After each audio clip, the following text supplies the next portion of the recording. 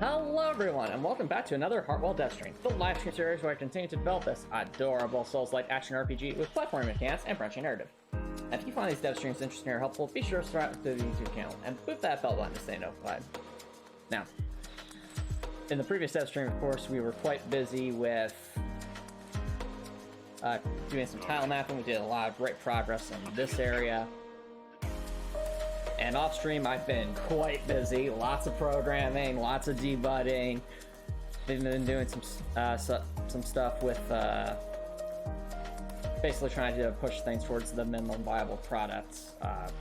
That's the term I'm using for trying to get the demo to the bare minimum functional state. And I genuinely think that I'm now on track to do that by the end of the month.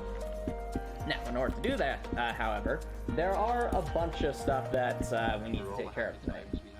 I posted a notification about it on Discord the Discord server, Copper Nicholson. I'm keenly aware of it. Anyway, so what I have is basically tonight's stream. I'm basically going to call the little things. And what I mean by that is we're not going to be doing probably any major programming stuff, so it's like I dive into a big system like we've done in the past, at least not tonight. Rather, there's just a bunch of very tiny little things that I want to try and get done to help support the minimum viable products. And one of those things, you can actually see it right here on my screen, is the fact that not all of the collision objects are blocking passages for testing purposes. So this obviously one of the limitations of Fusion 2.5's runtime check is that without running the full application, I can't actually transition between frames. If I try to transition between frames, it'll just cause the application to close. As a result of that, I had to open up some areas in all three of the portions of the tutorial dungeon like this, so that I could actually reach places that I shouldn't otherwise be able to reach. Like that right there, for example, for testing purposes. Tonight, though, we'll be closing those up as one of our many items to do. And then, and we'll kind of, beyond that, there's a tiny bit of tile mapping I'd like to do. So I think we'll start with the tile mapping, because I think moving everything back should be the last thing we do this stream.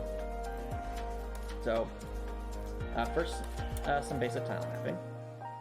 And by that, I mean we will go to the depths and start moving around some background stuff. As you'll notice, there's a bunch of areas here that just have not had collision properly attached. So, let's start by fixing that. Alright.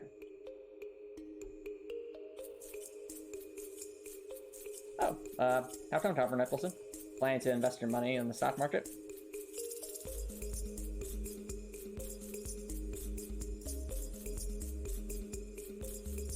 Okay, let's move this way out here so that's not applicable. Anything here? Alright. First things first, tires. I think let's put that there.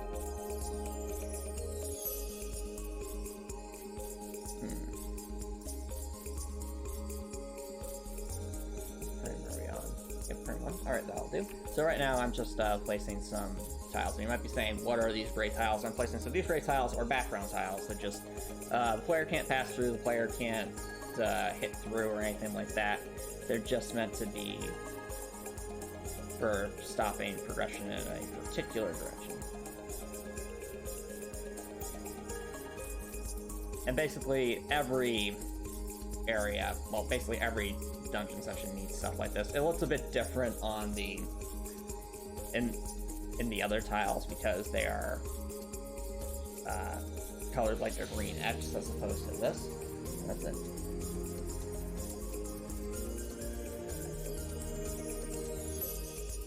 Alright, well, it's definitely good to open up a savings account. Would highly recommend it, so I think that's a very smart decision, Copper Nicholson. Keep saving up so that one day you can eventually invest those savings and really make them grow. Or even, if not for investing, at least saving up for something that you're interested in long term. Because, I mean, we all have stuff we want to grow, to work towards.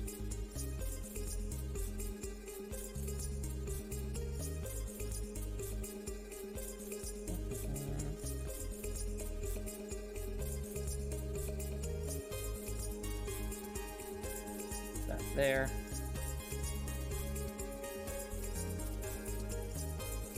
I think, how long is this one, actually? So 1 by 12, does that fit there? Alright, that would save some space. Let's move. Let's make a copy of this tile.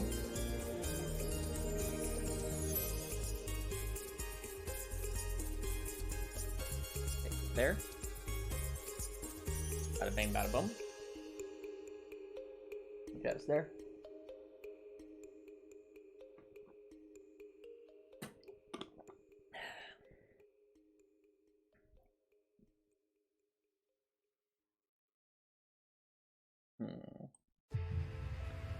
I think we should probably move this one up here. Start getting some tile maps over here. I'm thinking...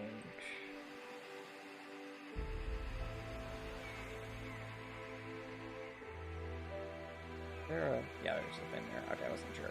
Alright. So I'm thinking, chat, we need some slopes here. So let's copy some of these.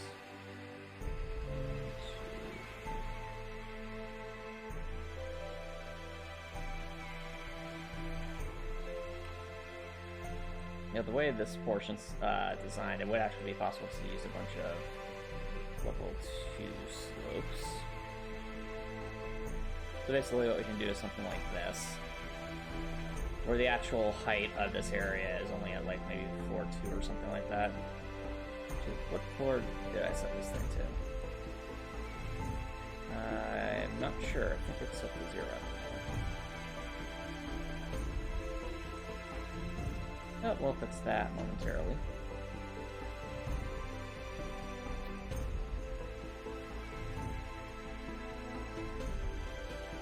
I'll just need to know the instance value. So yeah, that's instance value 10. And I think I can look at that a little bit later. Let's for now focus on just getting our proper tiles all in order. So duplicate a bunch of these. Oh yeah, that's funny. Perfect.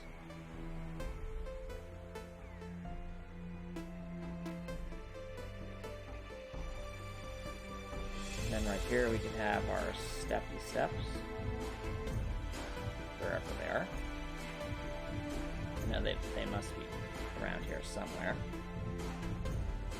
Aha! Here they are. There's a B, there's a A. Our happy step friends. Let's bring the happy step friends over here.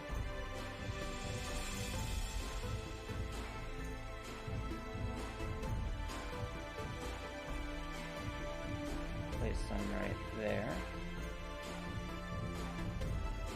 They'll lead straight up to floor tile 2. Allow the player to just walk up here seamlessly without noticing really any major change.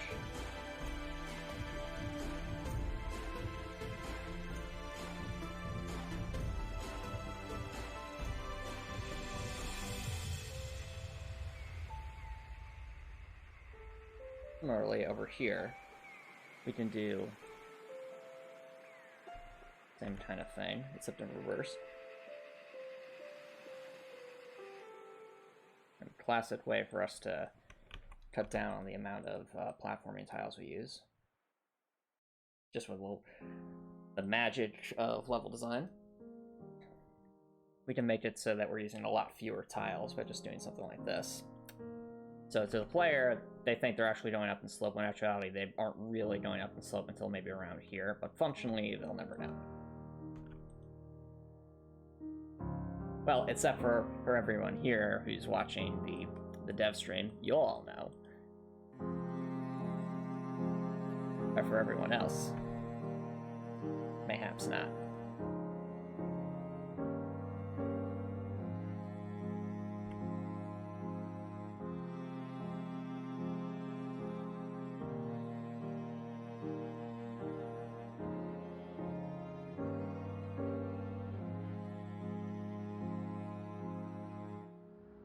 Okay, that's that portion done.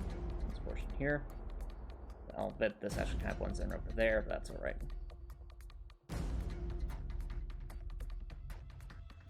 That's order of business. Let's get some walls over here.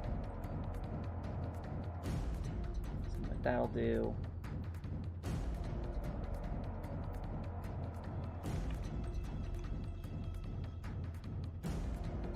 We need more walls.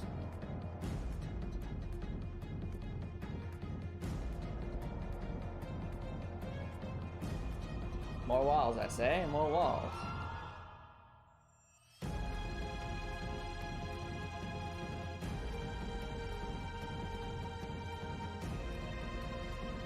Well, I mean, Copper Nicholson, you can always start saving today. You don't necessarily have to return what you've already bought. But what you could do, Copper Nicholson, is you did start from this day forward, cutting back on extra stuff and instead saving it up. That's always a valid option.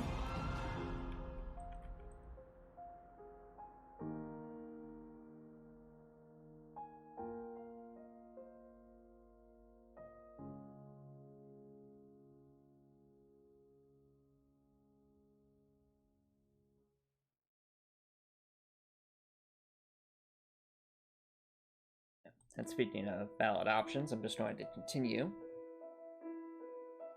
placing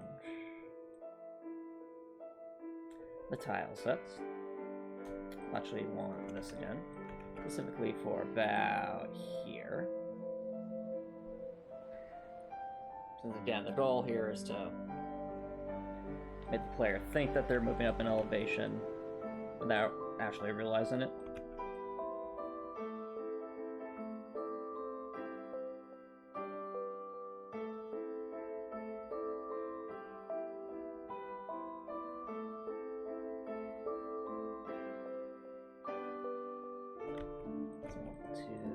Slope right here. So let's reinforce slopes.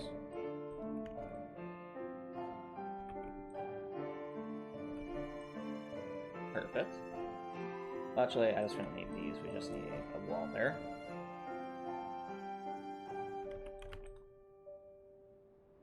One of the nice things about Fusion 2.5 is the backdrop objects have a much higher these objects, because they're just backdrops, we can have a lot more of them without tanking performance. Of course, that means we can't really program to do much of anything, but we'd have many thousands more of these without causing performance issues than we could have of active objects. So, always beneficial to take advantage of that fact when we're designing these areas.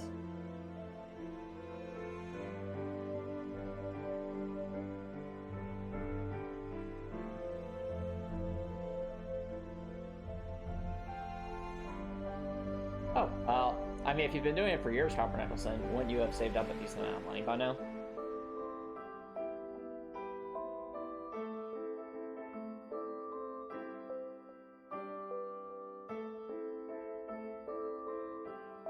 Well, regardless, it still gets open a savings account. I'd say, from what I've found being an adult, the general rule of thumb is to have basically a savings account with money that's like an emergency fund or something like that. So basically, like if economic conditions worsen severely or if anything else happens that's unforeseen, you have at least an amount of money that's there for that rainy day, so to speak.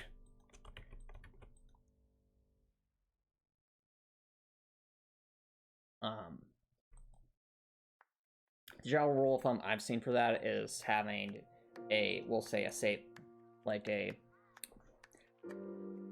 savings of at least anywhere from $5,000 to $10,000, at least in US dollars, as a backup in case things really go wrong. And then once you have that foundation, it's after that you start to invest money. At least that's what I've been doing. That's definitely seems to be working for me.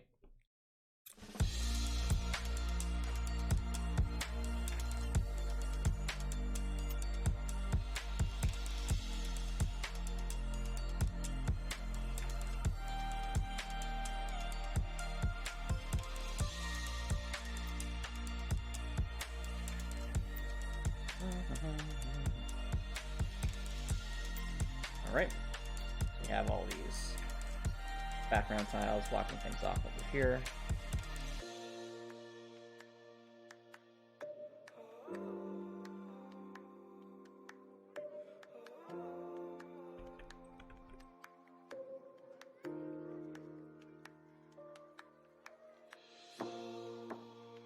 That.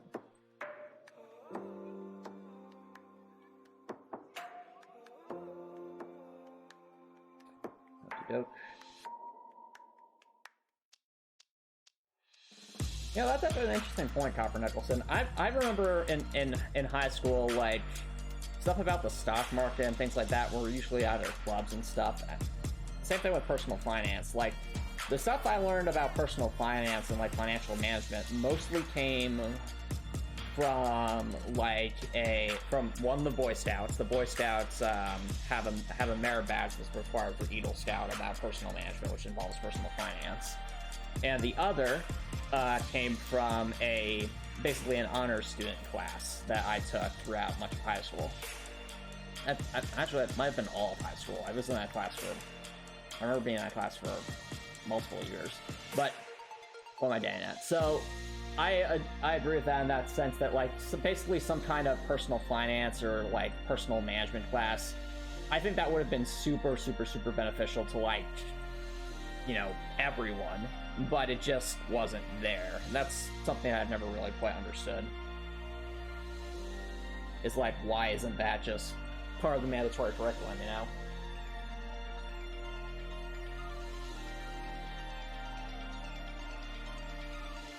Yeah, I think at minimum, it should have been required to have some kind of finance class where it's like they teach you, like, okay, this is generally how you pay taxes. This is why you should save money. This is what a credit card is. This is what a credit score is, all that stuff. This is what the stock market is.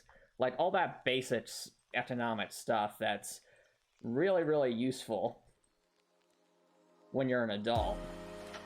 But it's like stuff that you're probably not just going to be randomly taught by someone. Oh, whoops. Let's move these elsewhere. Go down to here. You're talking about the mitochondria as the powerhouse of the cell meme. I don't think biology is without its merits, Copper Nicholson. I just generally agree with the sentiment that there are things that should have been taught in high school that should have been just for everyone that simply weren't. And personal finance is definitely one of those.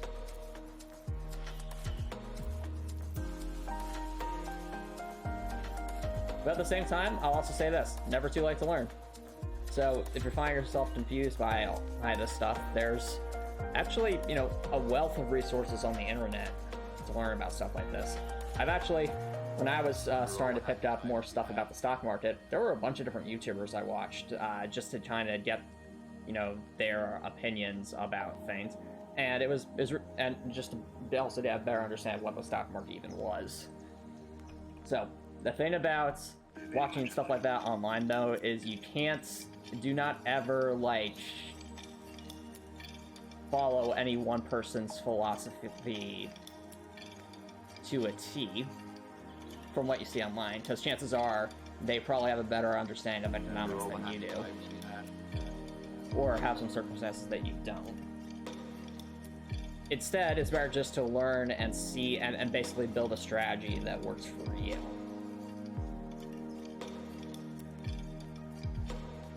Very much alike. And that's because economics, just like any other major course of study, has differing opinions about different things. Long-term versus short-term investments, buying and holding versus short selling, and many, many, many more things. You know, that very complicated in the stock market very fast, especially for people who have never invested before.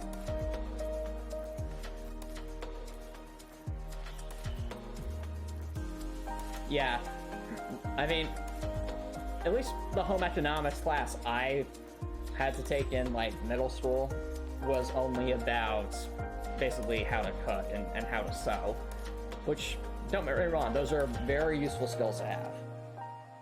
But there are definitely some other things about home economics that might have been good to learn. And these might sound super basic, but stuff like how to clean certain things properly, or how to, I guess, conduct basic maintenance on some things in the household, those would have been valuable, like really, really useful things to learn in high school, I think.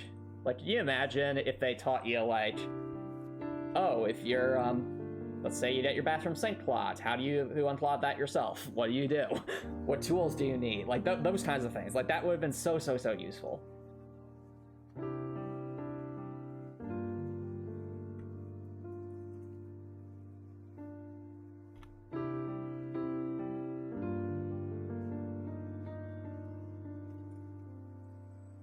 Alright, here's a question for you, Copper Nicholson. If you had to pick one topic to have been taught to you in high school that wasn't taught in high school, what would it be and why?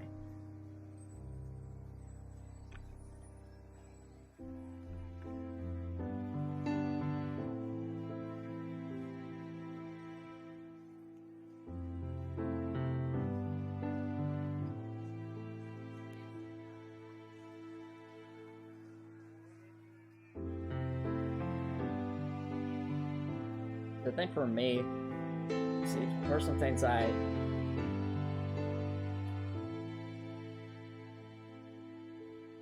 mean, honestly, like, just learning how to I'm trying to think what would be a good class to learn in high school, or just topics to learn.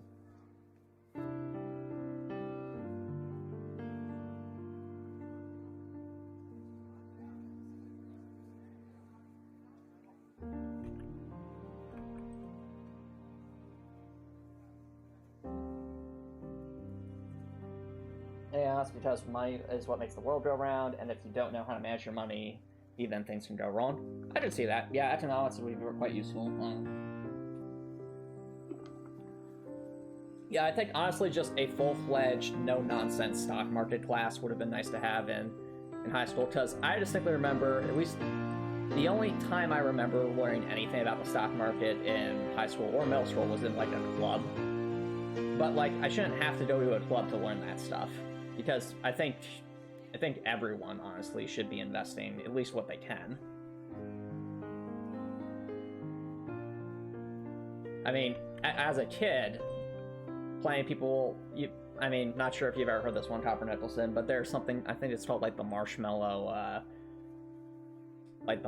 test or something, and the idea is, you see, you're trying to teach a kid the principle of delayed gratification.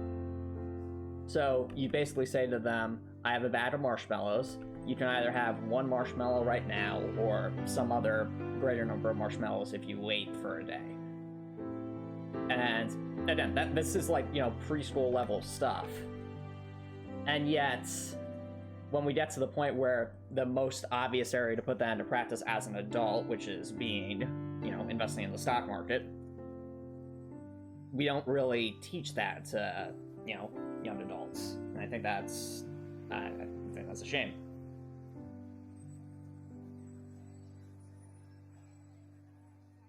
I thought computer science, so I felt so lost in college trying to learn it from scratch while everyone else was around me itself. You know, I mean, computer science, that's a good skill to have as well. Like, even if the martial thing sounds familiar. All right.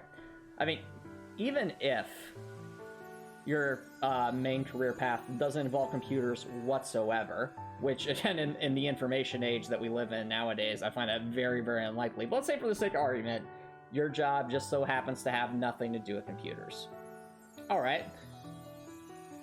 Even if your job has nothing to do with computers, there's still a good chance that you're going to be using a computer in your spare time, whether to look things up on the web, or just to keep track of things, and having even a basic understanding of numerical methods.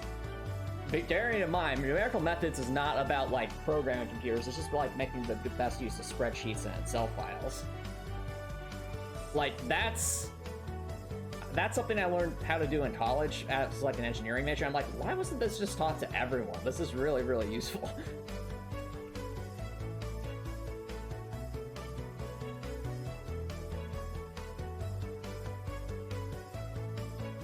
You also vaguely remember the marshmallow thing in social studies? Yeah.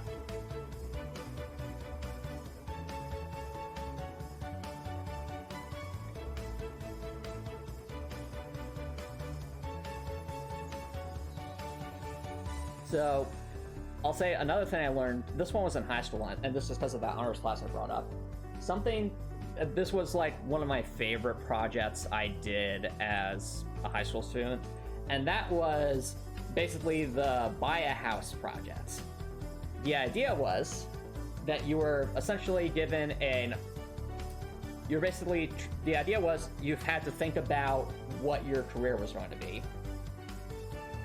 And it meant realistically, I'd say, all right, they might say, hey, Antomicx, what do you want to go to, what are you going to do after high school? And you answer that question as honestly as you can at that time. And then they say, all right, now, what situation do you see yourself in, like family-wise? And they're like, okay, maybe I'll have a spouse and some kids and possibly a pet or things like that. And they're like, all right, great. Now, here's how much money you're going to have at this amount at around the age 30. And what you're going to do is find a house. And that was such a valuable project because it forced... Basically, it made me learn about mortgages, it made me learn about house hunting, it made me learn about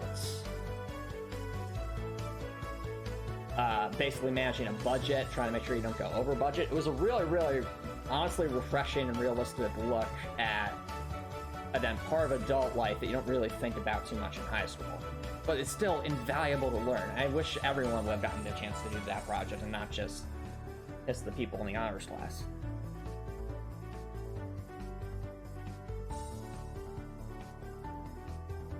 That's already whenever I was talking about gaming playing social studies class, but never went further than that. I mean, it is, you know, I think it's easier to learn when you're younger, but it's not impossible to learn things when you're older. Like, I've met a coworker, for example, who, you know, they're married, they have kids, and yet they had a full-time job. And yet, despite all that, in their spare time, they basically took classes to try and earn their bachelor's degree in something that they either didn't have the time to do before or didn't have the resources to do before, or both. And it took them 8 years, and it was really, really, really difficult for them, but they did it. And now they actually got they basically got a big promotion. Because now they're qualified to do the work they've always been interested in. Like, to me, that's amazing grit and determination. And it shows that you really, you know, it's never too late to learn.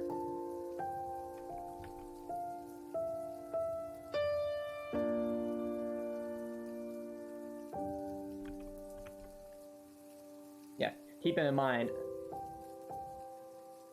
like, they were well past the age of when people would typically go to college at this point, but that doesn't matter.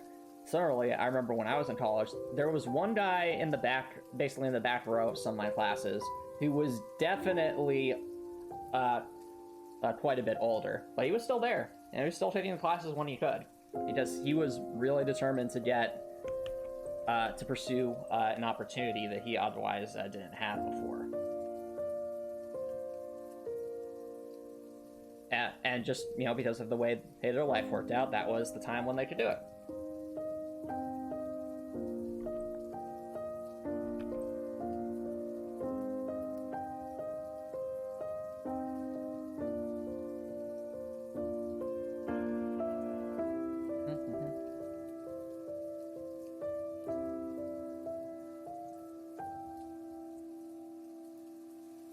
Well, what I say, Copper, is we don't have any control over where we start, but we do have control over where we go.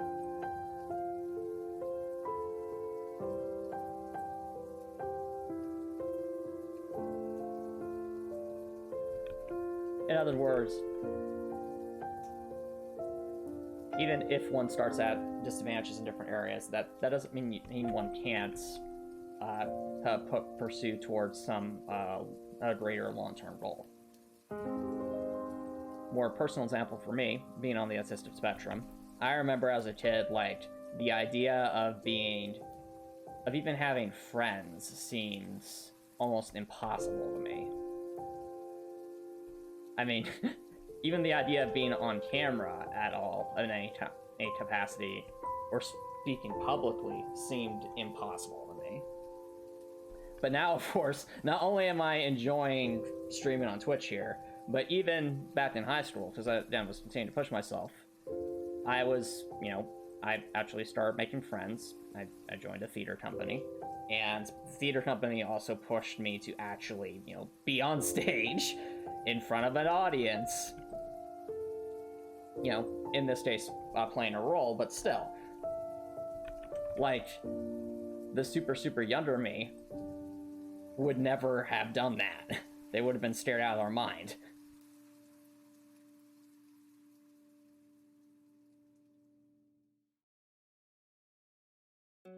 Well, I'd say, Copper Nicholson, one thing that can be helpful with that... Oh, how'd it go then? I mean, yeah, some exams are hard. I remember her in college as well. Like, there were some exams that just absolutely kicked my butt. Like, that just absolutely destroyed me, and yet still got through them. And so, like, some exams will just be like that. Some exams will just be really tough. But then you're just glad that they're over at that point.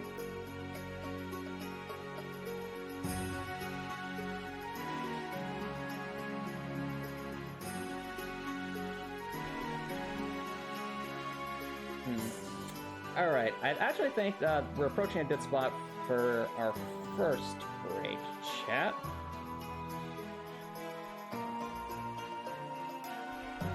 So, I'll just put that there.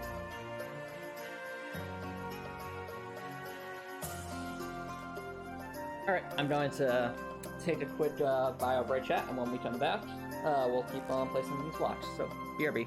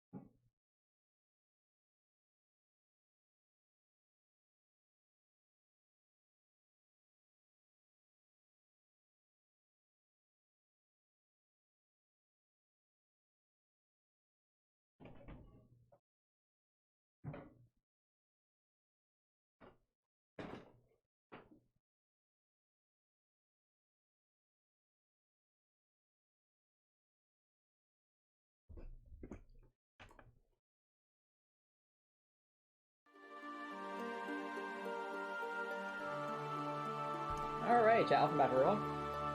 Ouch. They basically did 2 midterms, but one was practice one. Yeah, that was definitely take a while, but at least we got through a Copper Nicholson.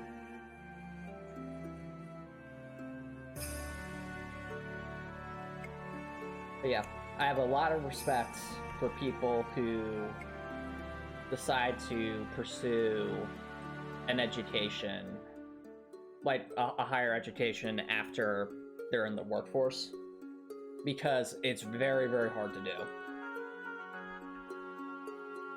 But at the same time, the fact that they're still going for it means that they are really determined with it and with what they want.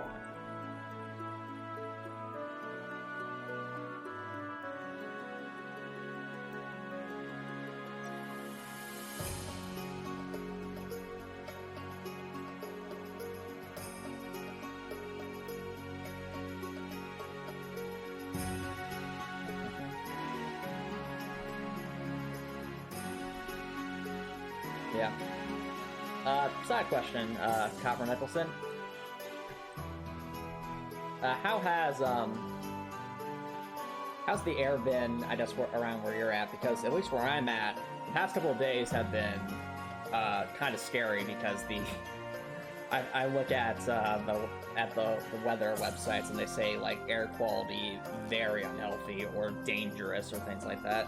And it's because of all the debris in the air that's coming from the wildfires up in Canada. Oh, it's completely normal there? That's great. I was just asking because it got really bad the past day or two around where I'm at. And it's like I've never seen anything quite like it.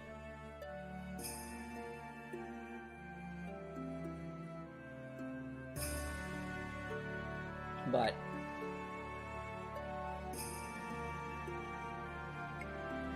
no, Copper Nicholson, they're ongoing.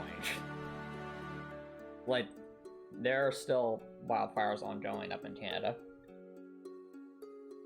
And this, at least right now, it seems that the bulk of the smoke is ending up in, we'll say, the central, we'll say the eastern Midwest towards western Northeast. So, like, I think Chicago especially, and even Cincinnati were hit very, very hard recently.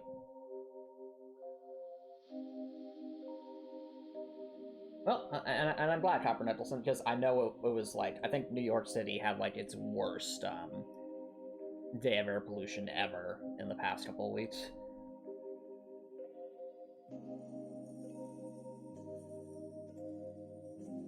We definitely live in interesting times. That's all I'm gonna say.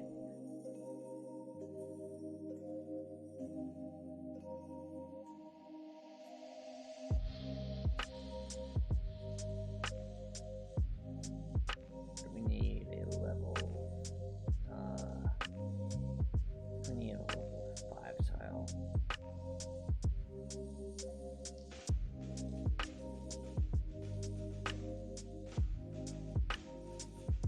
Oh, let's just get some rain.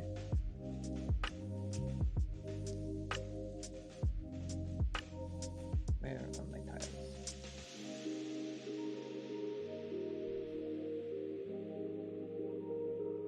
Yeah, there's a level 4 tile. Okay.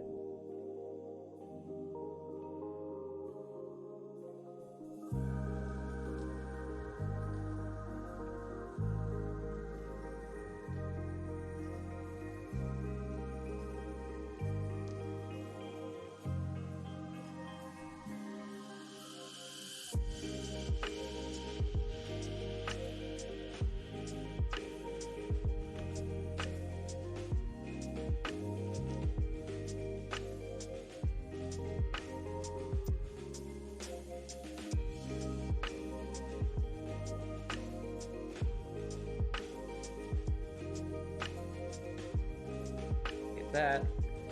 We have a bunch of these. Let's go with this one. None of. Oh, almost enough. Very good.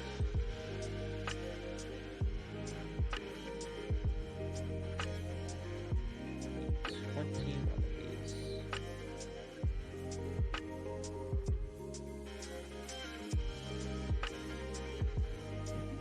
Now we need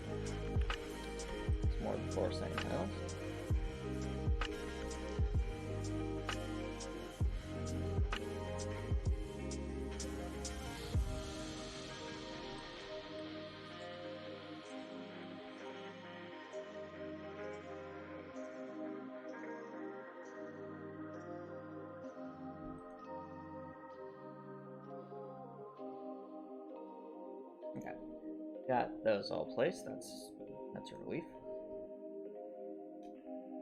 Now,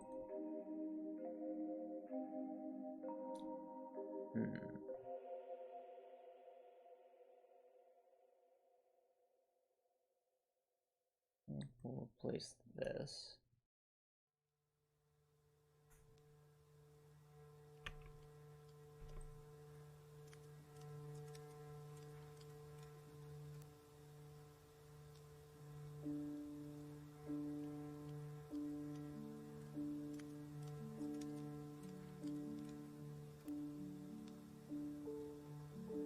That.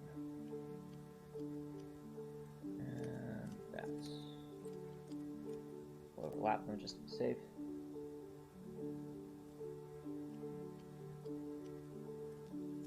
Oh, well, I mean, Pretzel Rots is still on Copper Nicholson. In fact, the music's playing in the background as we speak.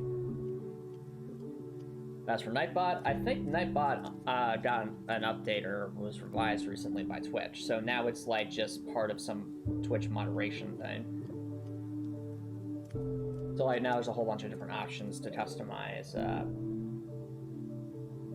like filters and stuff like that.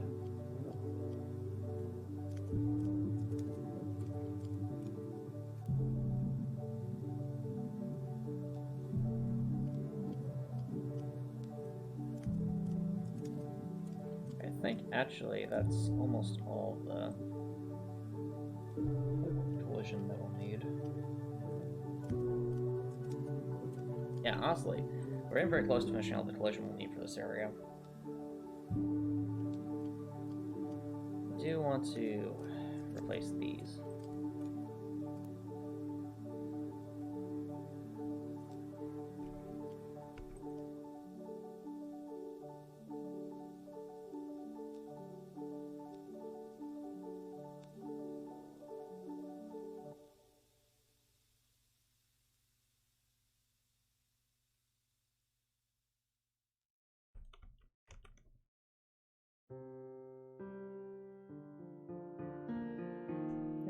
Plays over there.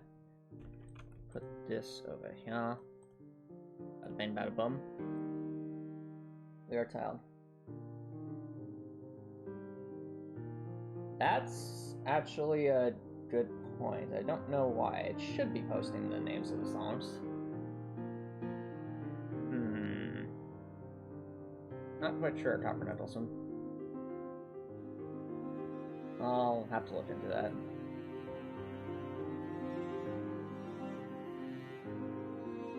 So I think I'll see if I can figure that out. Give me 1 second, chat.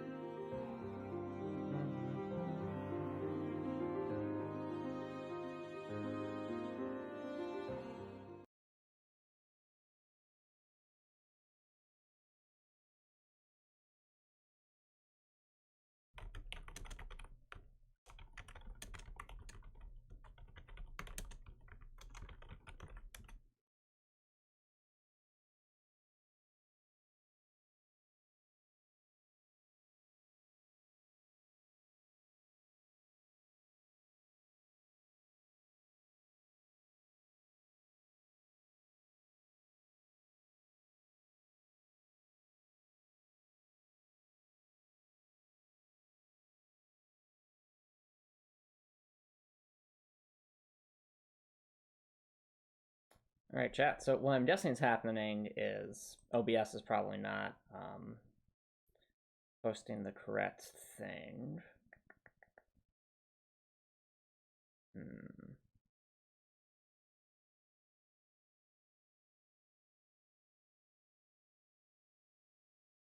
All right. That'll be something for me to figure out, I think, off stream.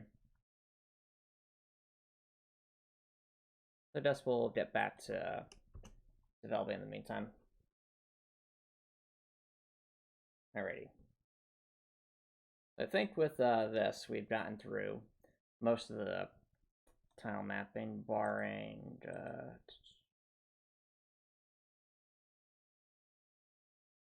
I think these need to be replaced. Everything else should be on track. There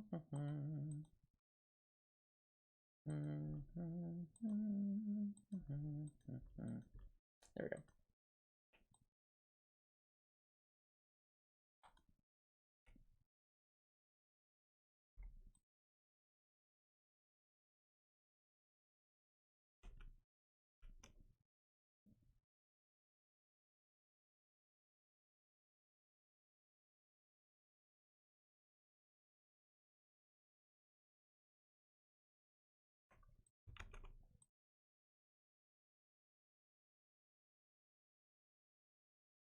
All right, that'll do. Now let's just move some tiles back down over here.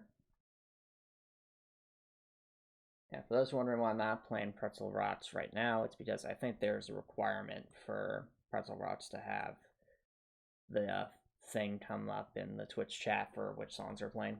So I wasn't aware about it before, so not much really I can do about that, but now I'm aware of it. I'll need to see if I can take care of that off stream.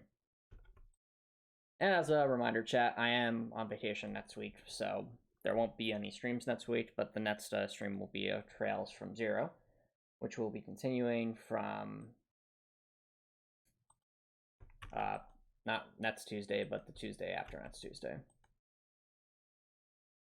Definitely been enjoying that challenge run so far. It's definitely been, at least from what I've seen so far, it seems to be a bit more difficult than Trail. Well, easily more difficult than Trails of Cold Steel 1, but it might even be more difficult than Trails of Cold Steel 2 so far. And then it comes back to a number of factors. The biggest one so far, at least, is just being the complete absence of Chrono Burst, as well as the fact that just the fundamental combat and RPG mechanics of Trails from Zero is a bit different from what we saw in Trails of Cold Steel.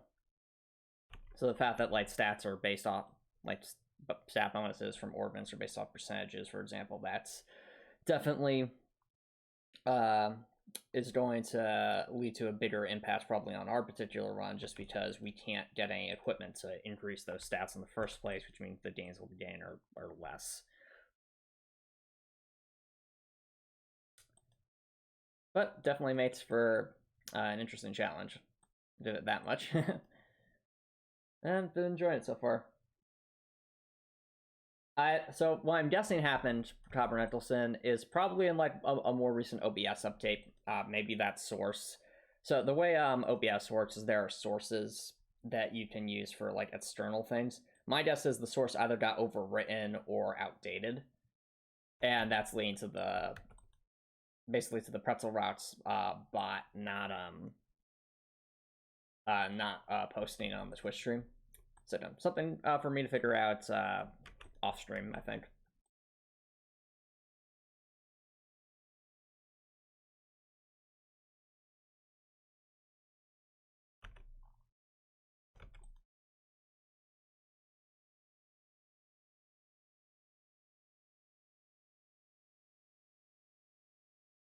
All right, now let's do it one by one.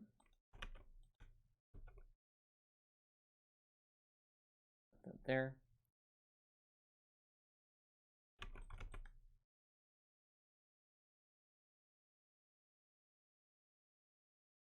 All right, nice and cordoned off right there.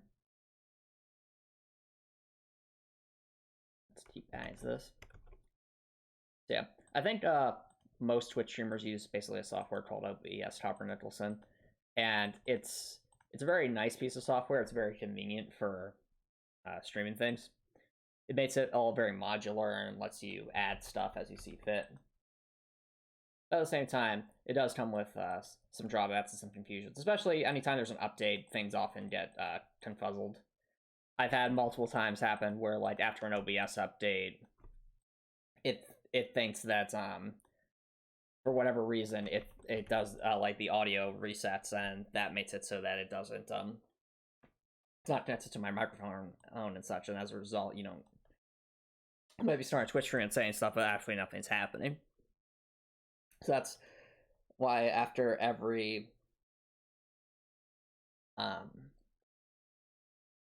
essentially after every time I've seen an OBS update, I've almost always made it a point to double check my audio levels just to make sure that my microphone's actually properly connected and all the things up. So that way, when we start streaming, we don't just have a situation where I'm saying things and just nothing's happening. Because that is not fun.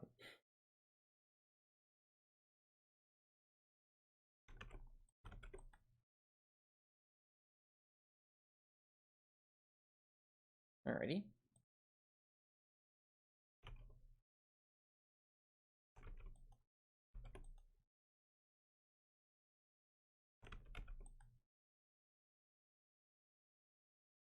Okay, I think that'll do for collision objects chat. I think every sector is covered at this point.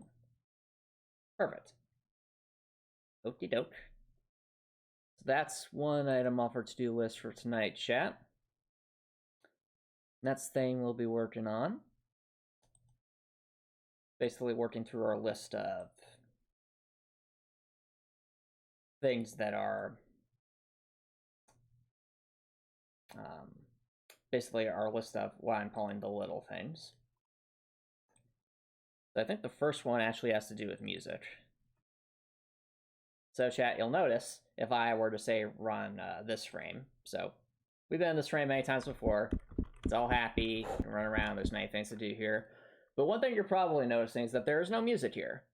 And that's not by design. Like, obviously, in Dark Souls 1, in all the Dark Souls games, there's really no background music unless you're like in a special area or a boss battle.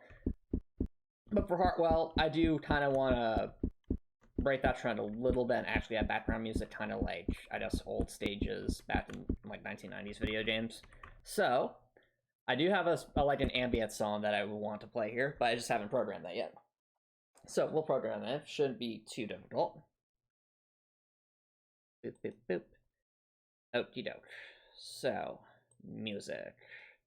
Let me just double check to make sure I haven't accidentally add this in here. I don't think I did, but nothing's really coming up. All right. Well, it should probably be towards the top, since that's this would be the area to add things. Let's add a group of events. We'll call it music.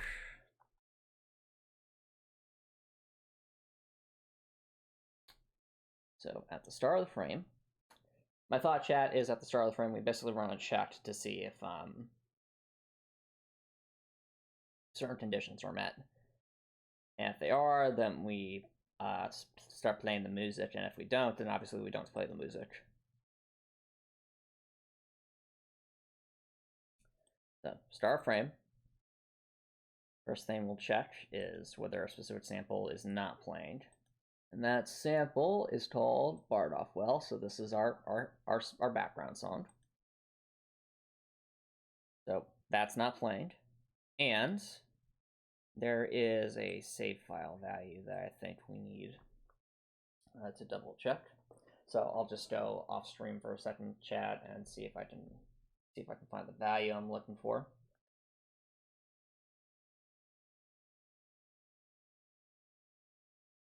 Just pull up my notes and I'll double check. Yeah. So I don't. The reason I don't show my save file notes on stream is because one, some of the notes in there are spoilers, and two, that would definitely make it a lot easier to either hack or mess with the game's code if one knows exactly what values in the save file array correspond to what. Like, I'm sure if Heartwell ever becomes popular enough, I'm sure there'll probably be people who really dive down into the code and figure everything out anyway. But I want them to at least work a little bit for it, as opposed to just having an easy reference document or anything like that to tell them what affects what. Let's just pull up my notes. And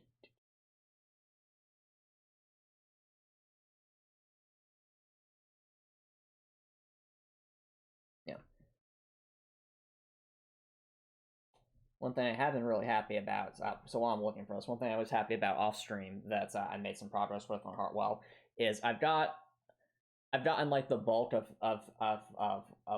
the lore bit code working the way I want it to, which means now I can add like basically as many lore bits as I want in a modular fashion so that they can play properly. I was testing whether or not the wisdom XP is working properly, and it is. So it is possible to actually gain wisdom now in Heartwell to effectively work towards those wisdom levels to make it easier to level up in the future. And I'll be trying to add at least the lore bits I have so far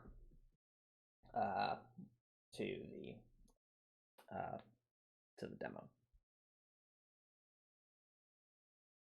Now, for those who have never heard of lore bits before, lore bits are basically similar to the fluff dialogue you'd see in other old video games and RPGs. But the big difference between a lore bit or just dialogue in Heartwell versus basically any other RPG I can think of is that the lore bits are tied to something called wisdom XP. And wisdom XP is used to level up the wisdom level. And when we say what's wisdom, Antomicx. So the idea is you have this level that's tied not to combat, but rather to basically learning more about the world. So whether that's having conversations with other characters or actually just examining things. So in most other RPGs I've seen, there will be a lot of lore in the background that's really fun to dig into if you're interested in lore. But for basically everyone else, they skim over a lot of it or just don't read it at all.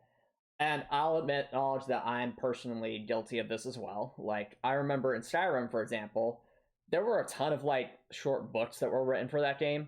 I never read any of them because I was just interested in getting, like, the one little level up that occasionally comes from them.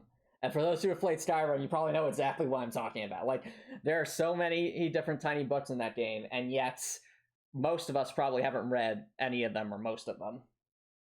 Even though we picked up a bunch just because we were interested in that boost to our character stats. And that got me thinking, well, wait, what if we had a situation where there was actually a tangible gameplay benefit to going for these things beyond just, oh, cool, lore. And the result was, well, people loved earning XP. People liked leveling up, especially in a Souls-like game where getting stronger makes it easier to defeat bosses. So I figured, why not make it so that the overwhelming chunk of the bonus XP, basically of the bonus experience multiplier in this game, is tied to actually, doing what would have otherwise been considered fluff dialogue and reading that stuff, And I'm really excited to see how it turns out in playtesting, because I definitely think it feels a lot more rewarding to actually have a reason, like a good gameplay reason to go for these things besides just, oh, I think the lore's cool. Instead, it'll be like, oh, I think the lore's cool, but also now I can level up more easily. So that's nice. And I'm earning a bunch more XP than the person who just skims over this stuff or doesn't read it at all.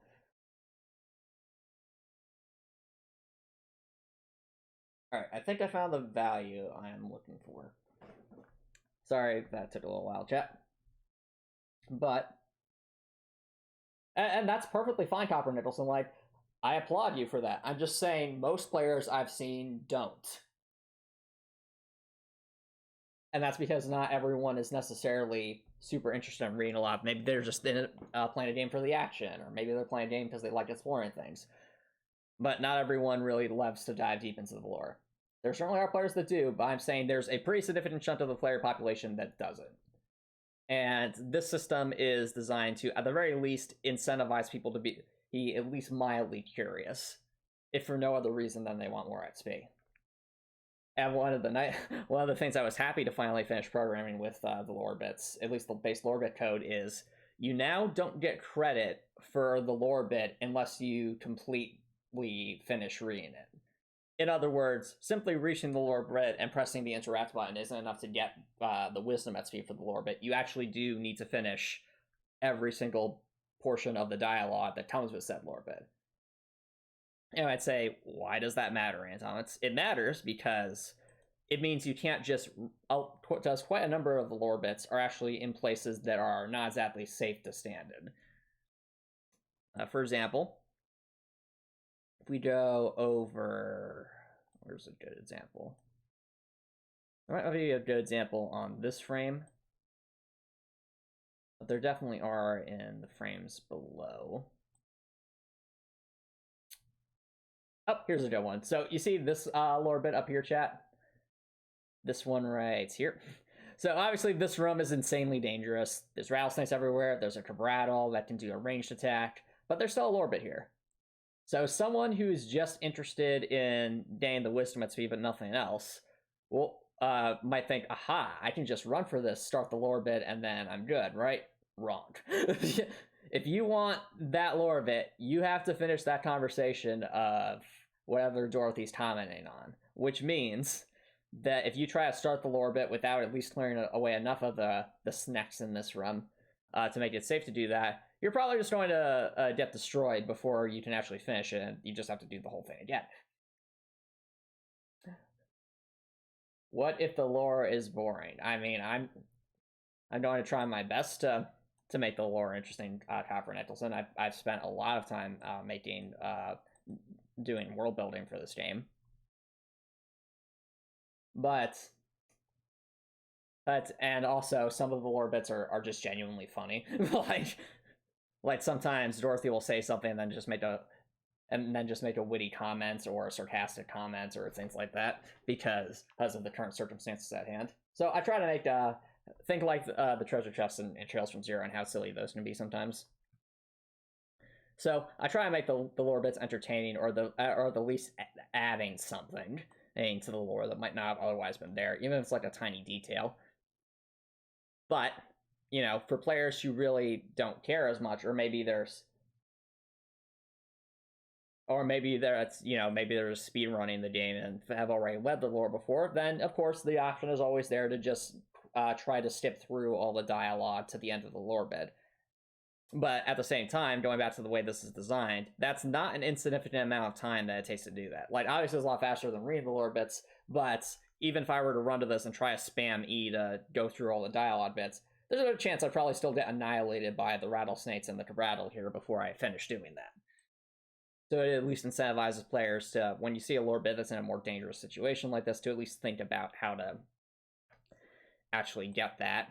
And also incentivize it, think of the lore as a reward and not just oh great, here's a wall of text that the developer left in. Whoopee. Hello, Drekor. Thanks for dropping by. How's it going, dude? Thanks for the lurk. We are doing a bunch of little things to help prepare Heartwell for what I'm calling the Heartwell demo for what I call the minimum viable products. I actually think I'm on track to have a minimum viable product for the demo by the end of this month, which would mean the full demo would be released probably a couple months afterwards. So I'm excited for that. And tonight's basically us working on what I call the little things.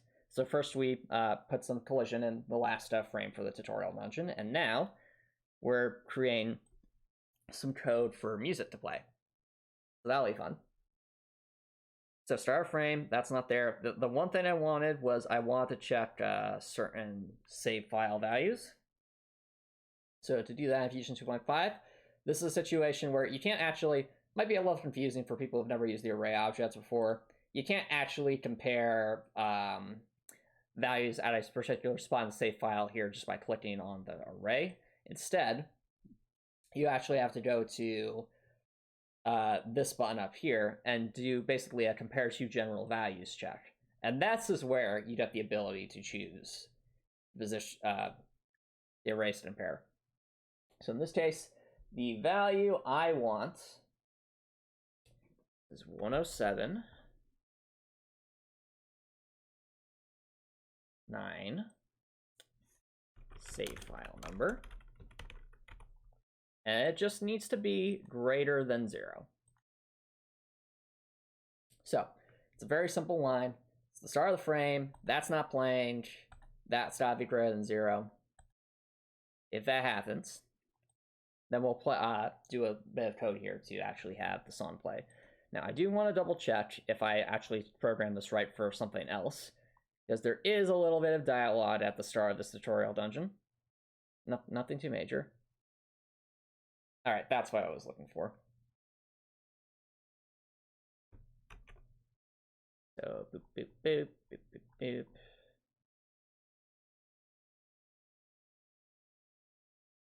And boop.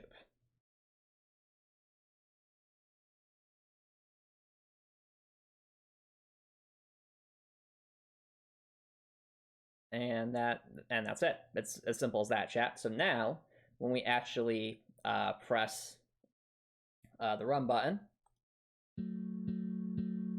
there we go. Now we hear the music in the background, chat. So now we have some background music for this area.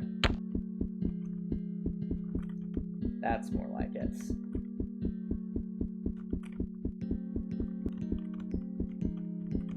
And it just occurs naturally.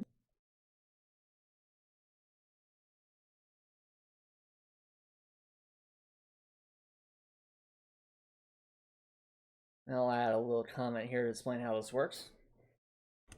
At the start of the frame, if the background music is not playing, and the save file, I have to check for whether the opening dialogue or dungeon. All right.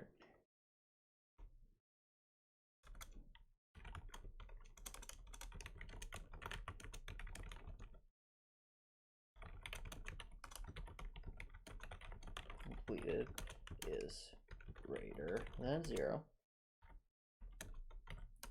Then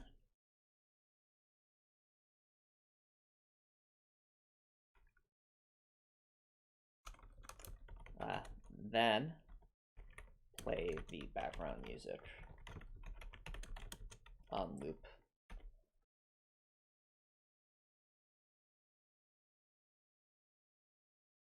Done. Easy enough. Nothing too complicated here.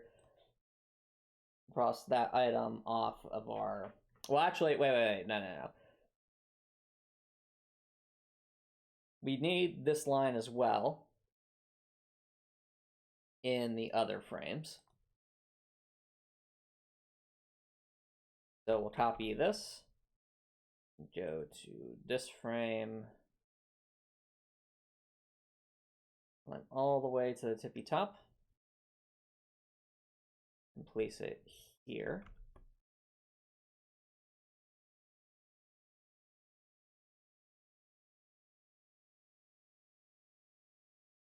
Similarly, we'll do the same over here.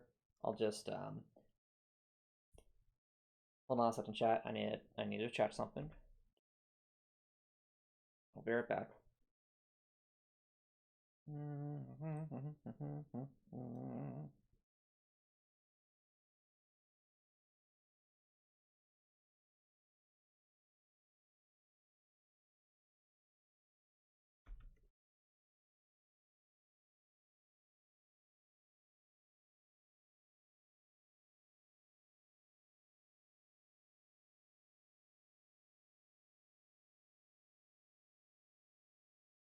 All right.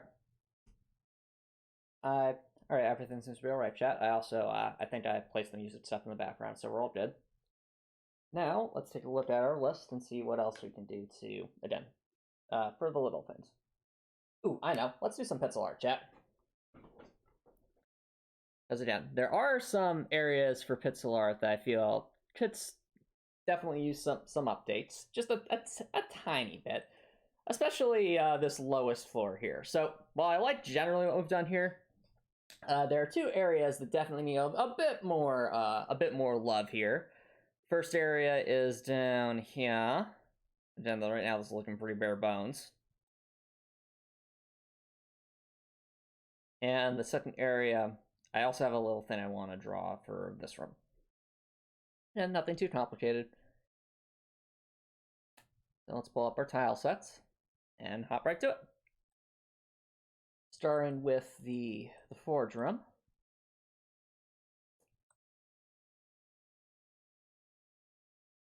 just like to have a little window. So let's and not like a window with glass or anything, just a window that has some background stuffs. I think let's start by drawing some kind of metallic object.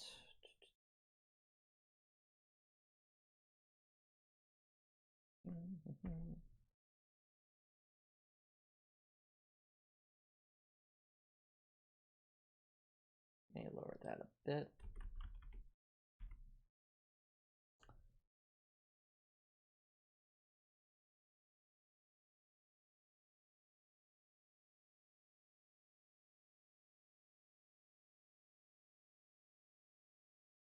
Made some rectangles. Add a bit of an outline. That's not an outline. Outline tool is friend.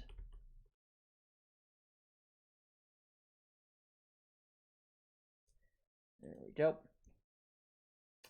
And might as well add a bit of an object here. Oh, that's me.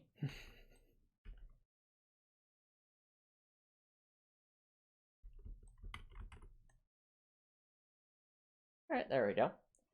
Nice, happy little outline. Little object there.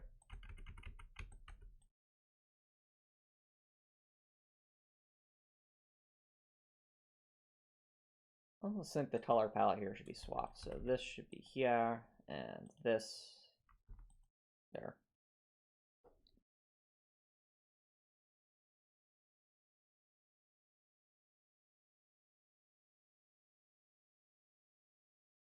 Get that here.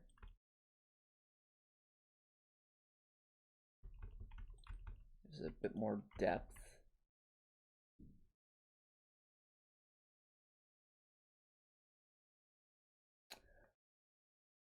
Unless, maybe move it up.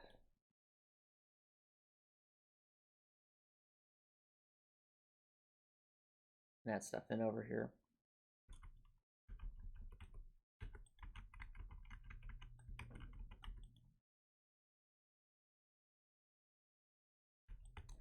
Nice, easy.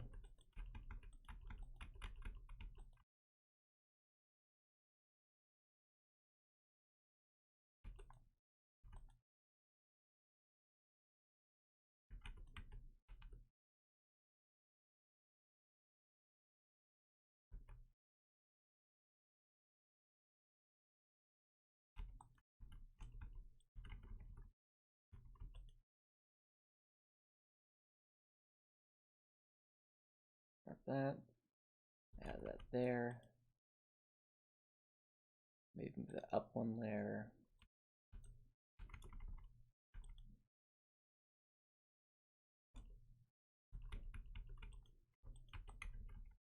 Perfect. All right. That'll be our little start. Now let's add more to the background. I'm thinking that's gray. What's the general tile map look like? Stony. To add to the background stones, we'll also grab our stone tile set.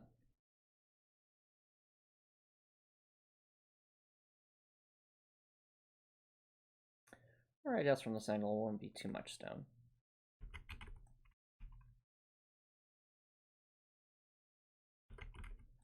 Like something like that, the rest can be actual background. In this case, which one is this?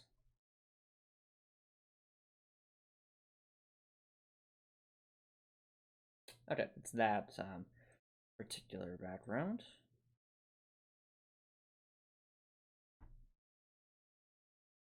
This one. Oh, no. We're done. No. Sometimes we just need to copy the entire layer. No.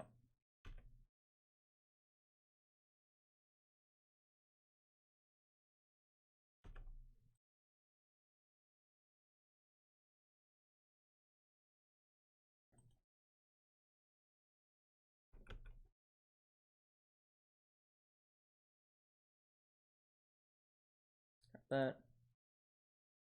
Oh wow, it's the same color. Whoops. Alright, let's make it a bit darker then.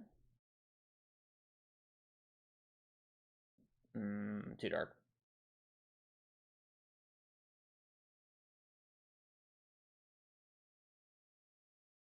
Oh, whoops. Actually, it blends in a bit too well, so.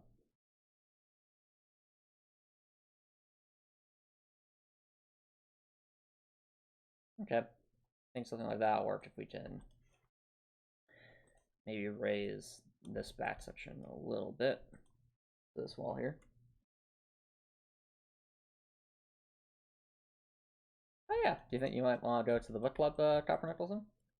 Book club's gonna be fun.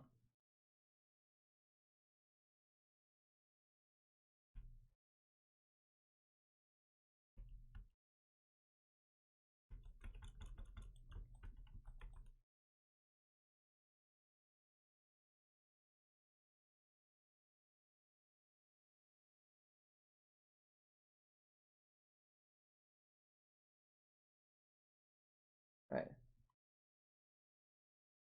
Let's grab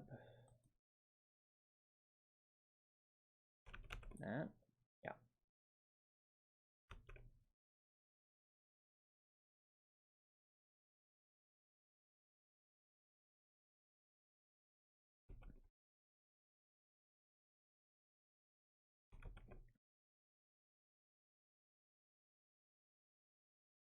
Now we just delete the things we don't want. Delete that.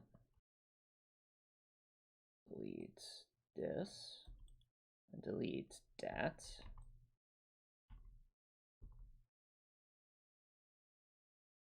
That. That. I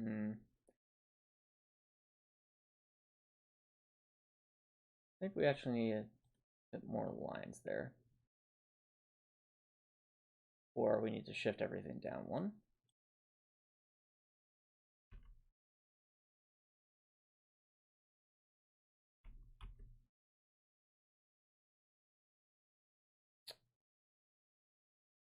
That's a little better, but might like it better if it's a bit further up.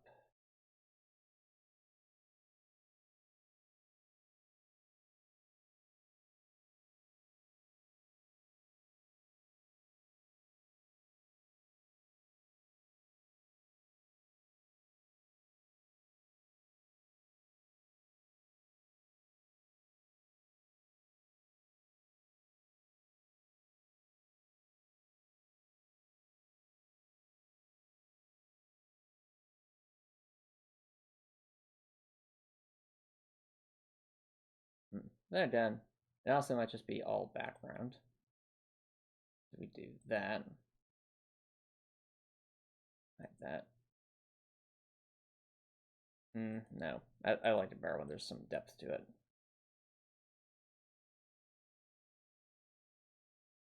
Maybe somewhere in the middle will do. Oh, one more. Yep, not like that. Not like this, chat. One more.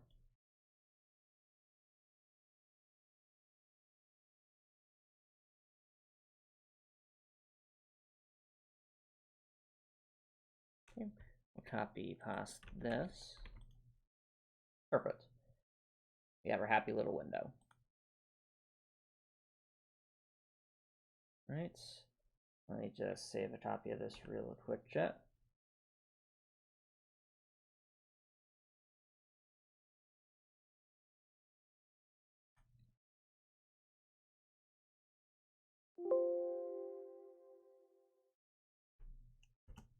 Alrighty.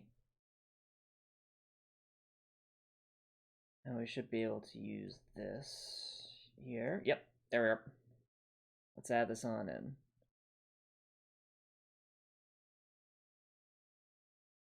Details 1. With some details 2. Perfect. Happy little spot.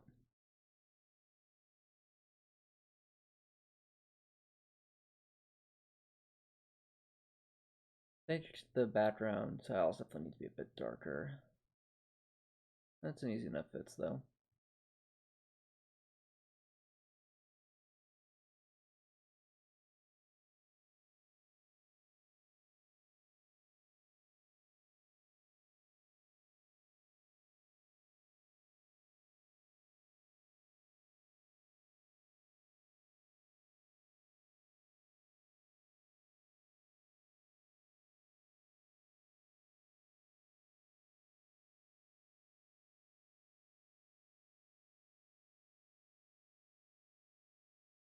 Grabbing that.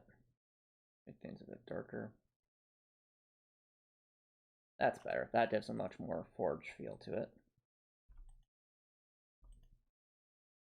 Let's save the copy. Oh, whoops. Save the copy. Array. There we go.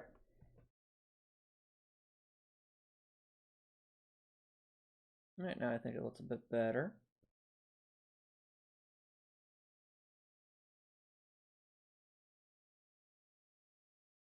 Okay. Next up, I mentioned some tile mapping for that lower section. I'm thinking, I think we have some bookshelves, right, chat?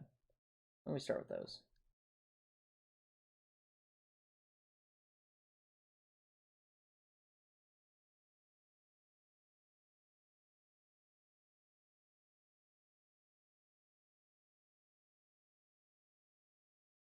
Yeah, I think these are bookshelves.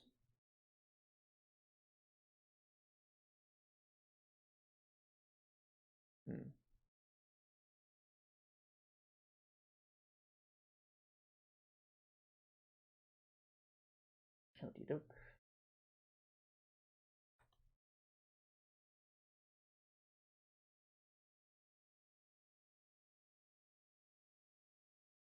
Actually, I want metal bookshelves. I think those would look cooler here. Let's make some metal bookshelves.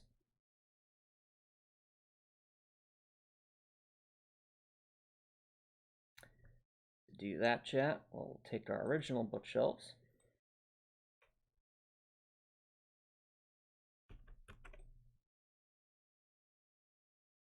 So we'll take our original bookshelves. Yep. We'll bring them over here.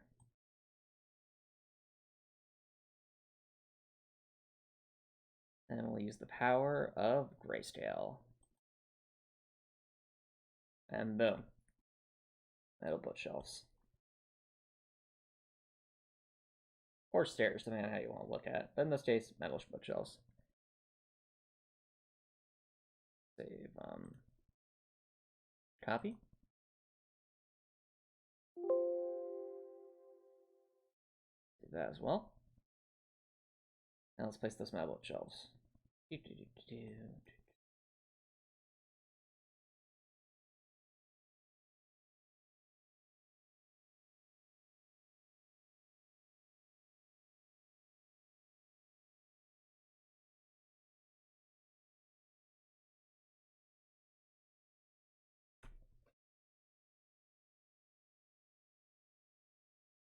All right.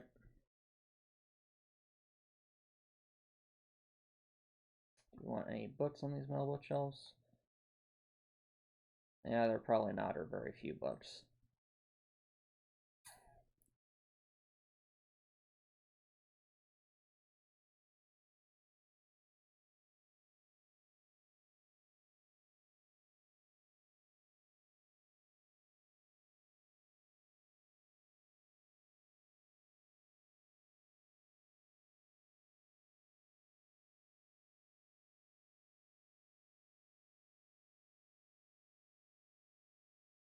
Again, that's a cool look, though.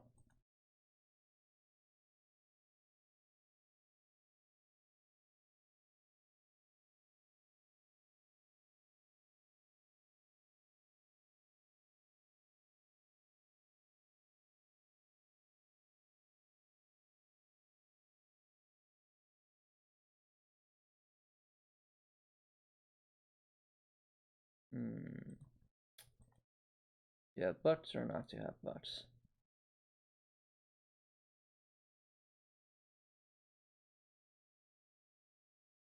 I think we need some more sparse books.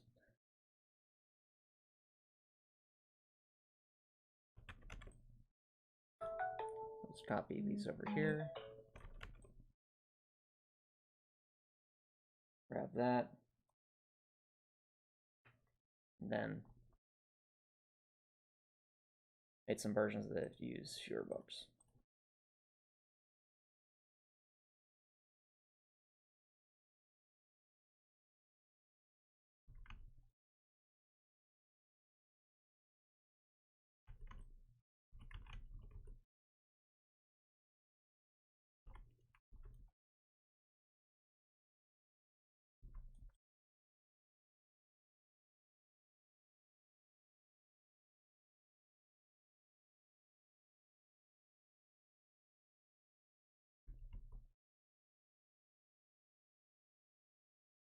All right, that's our first one. Second one.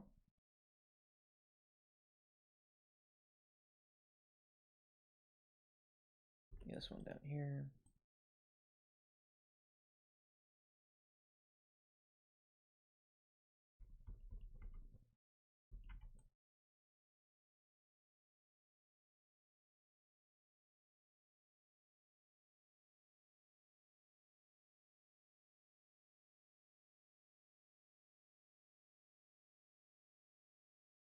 And the last one should be fairly sparse as well.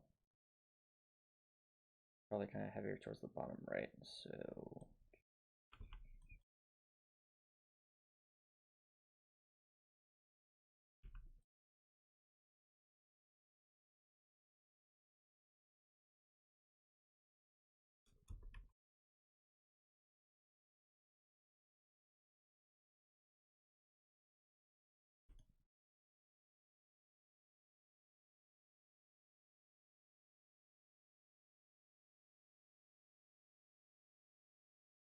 That'll do.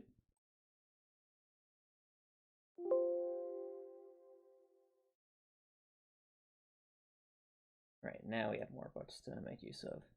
Or rather, less books, but you don't mind me in chat.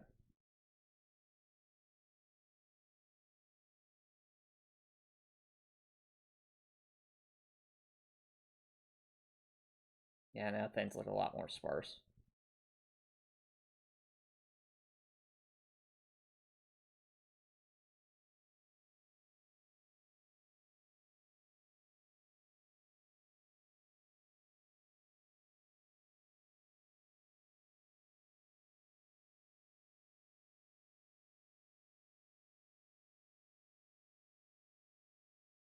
Perfect. Okay, I also want something kind of in the middle here. So, do we have mental table? I think we do. Yep. Kinda. I mean, we do have metal table.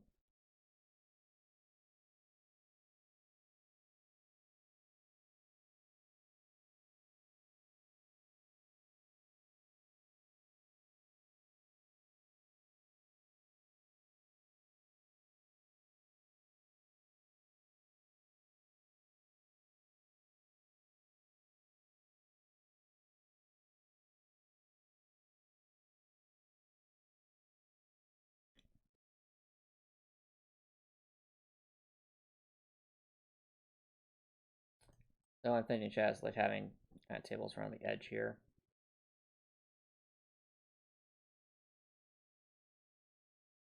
That's a unique look of this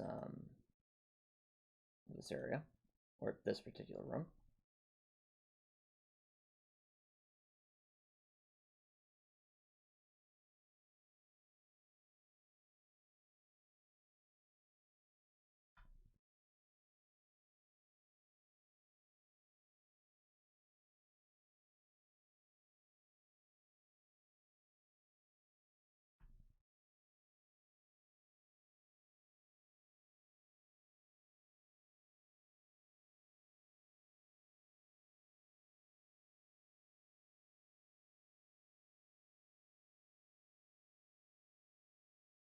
Mayhaps we should move these inward a bit. Yeah, let's move them inward.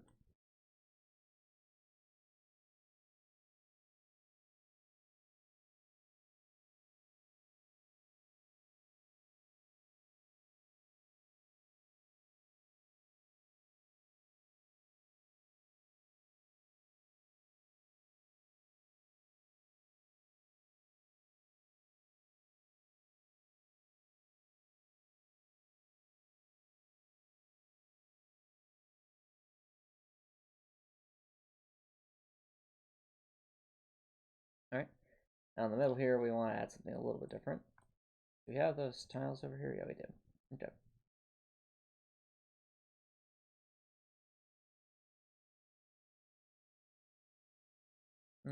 I want something different.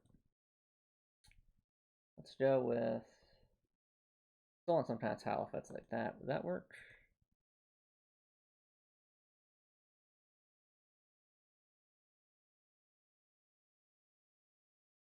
Still doesn't have quite what I'm looking for.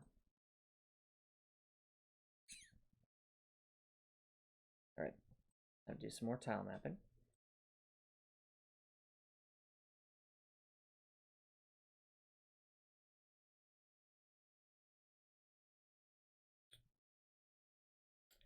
I'm thinking it has something like this, except more like a computer screen.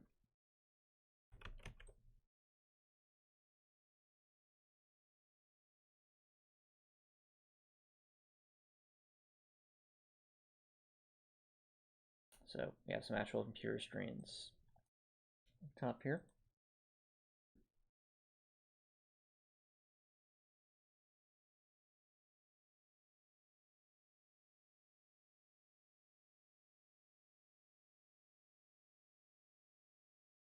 Fill this on in.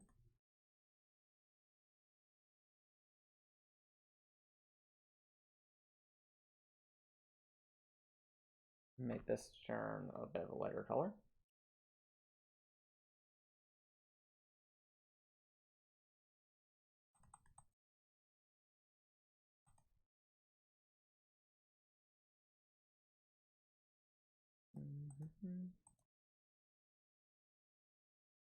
Maybe a bit darker.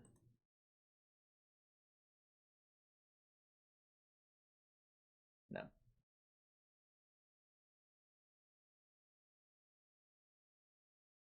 Let's make this thinner, I think. Okay, we actually need a bit of a thinner grid here.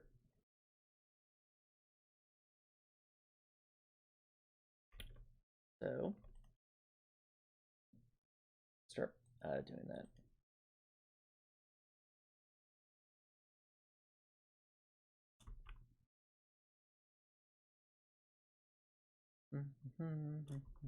Make a thinner grid chat as I want. In my head, what I imagine is some kind of maybe like some kind of table here with special,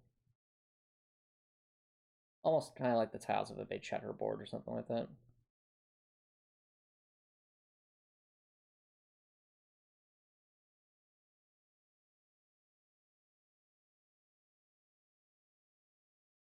Actually, if we did want a big checkerboard, perhaps we could do something more like this.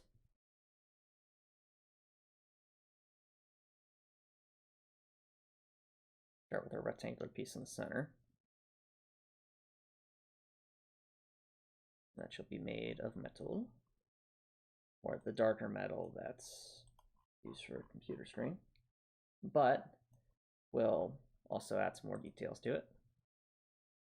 We'll start with this, then we'll add like a checkerboard pattern on the upper layer.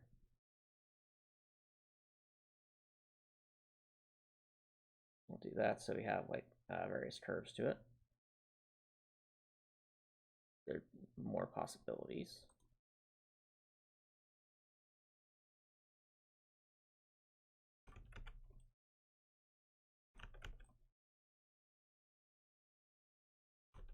Grabbing that.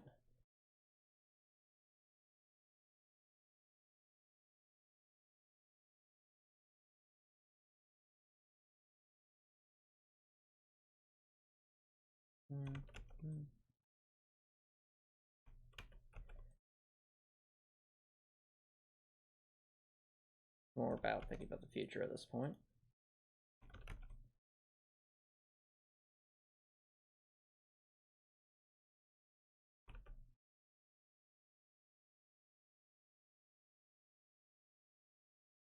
That right there, put this over here.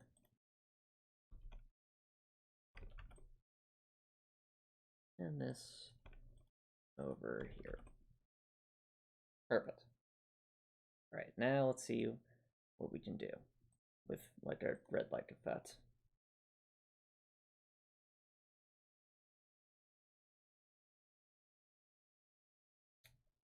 The easiest way to tile something like this is to make some rectangles and then to copy it out.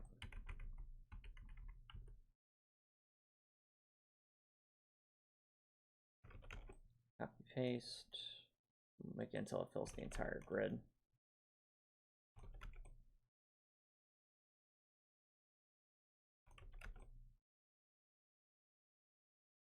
Nice and easy.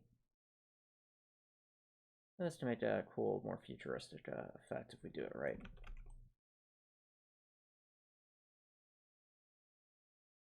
Okay. Now we have our grid.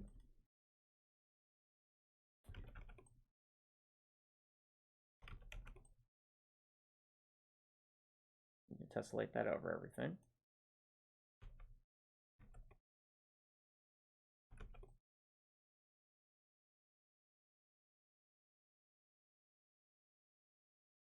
And grab it like that. Remove these tiles. These back in.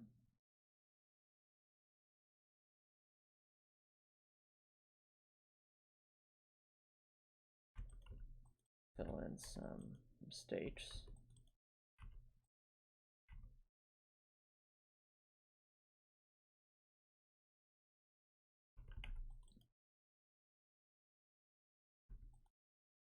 That'll tend to happen. That's all right. Mistakes happen. We'll fill this all in. Keep on going. We can keep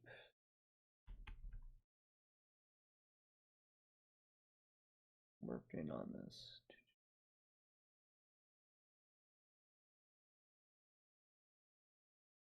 Yeah, I'm gonna want to change the color so that at least slightly, so we don't accidentally change the color of some of the other tile sets.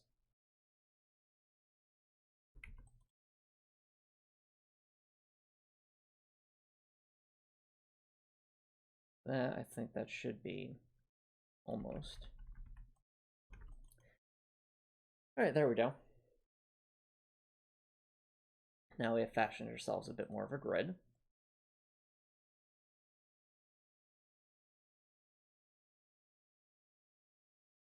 And this over here made it slightly brighter.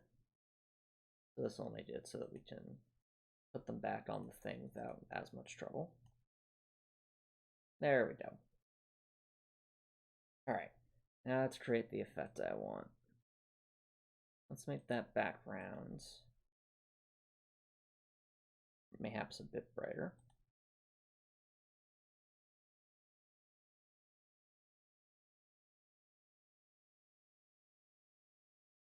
Okay, I like that effect.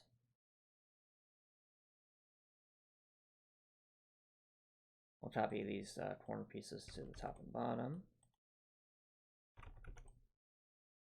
So we have the options.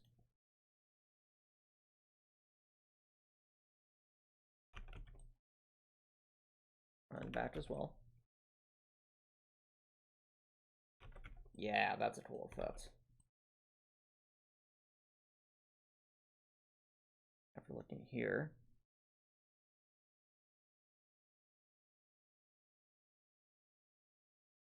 yeah, we can honestly overlay them on top of this and it would look pretty interesting. All right, so we'll save a copy. So we have to our tile sets. Now let's decorate.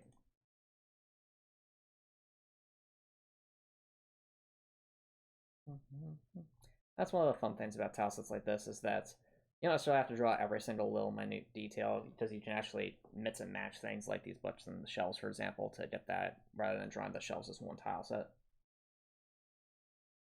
So to that end,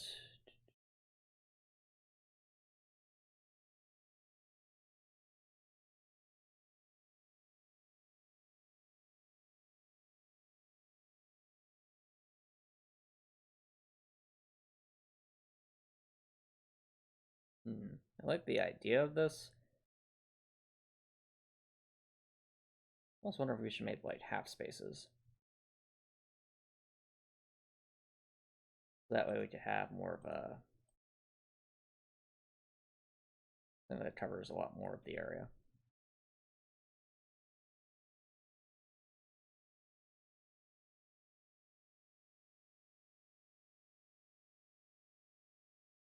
Yeah, let's create some half spaces, chat. The way we do that, essentially moving these to the far side.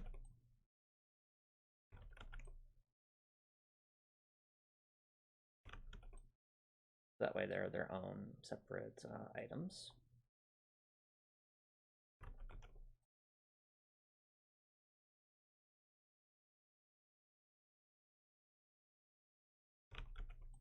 Not that. Oh, that's good to hear, Copper Nicholson. Do tell, do tell.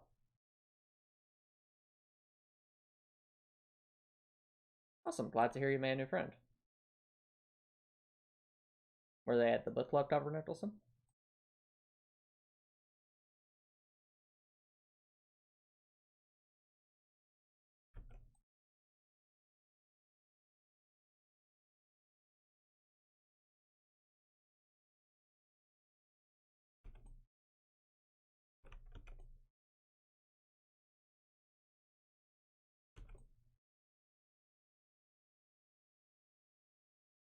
Yeah, sometimes it's interesting to see how how small of a world the world can be sometimes. Like you think like, hey man, things must have changed so much, but then you go somewhere and you find someone who like either has been to the same college as you or has been to another area that you like to go to. Oh, cool. Oh, that sounds pretty cool, Copper Nicholson.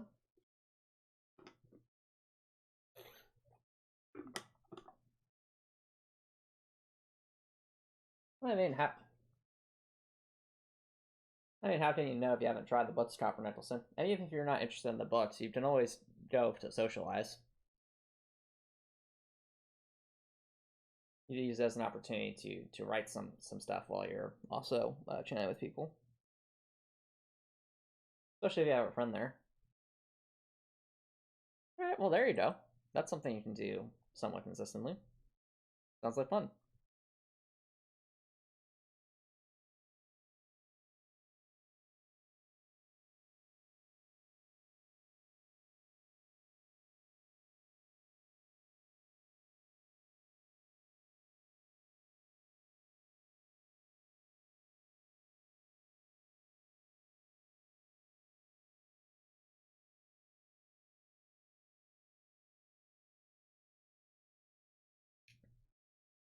I also think we should have a darker table here. Or perhaps have an edge around this.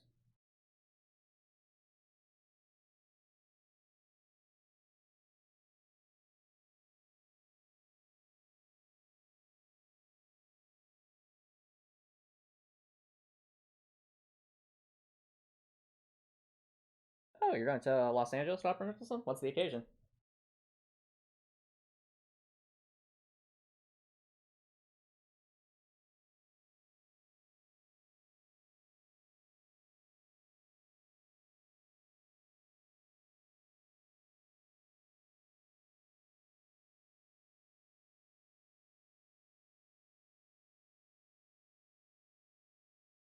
Oh, sounds like fun, Copper Nicholson. Hope you have a fun time.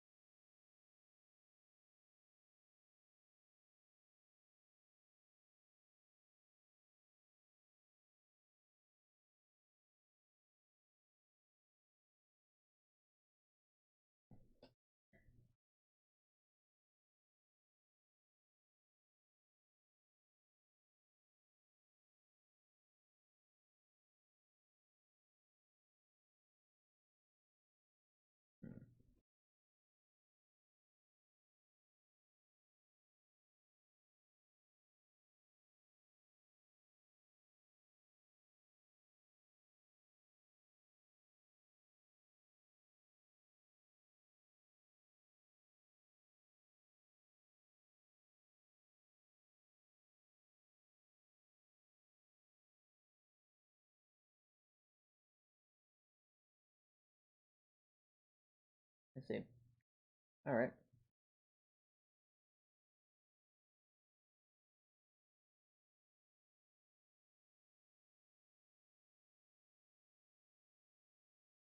Does this actually work? Well, actually, that kind of does work.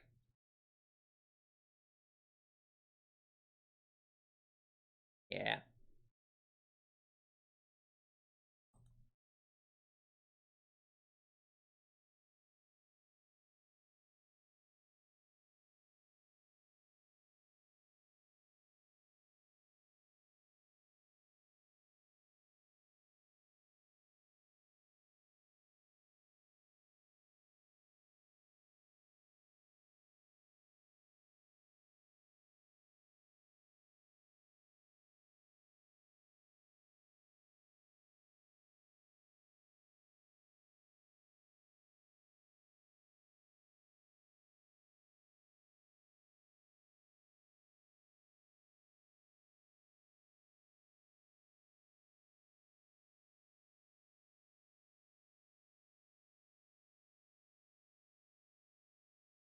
Okay. I like this.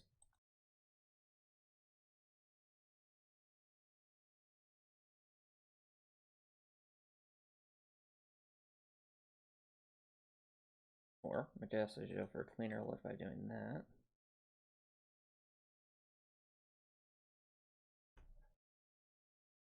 Yeah, you know what? That works.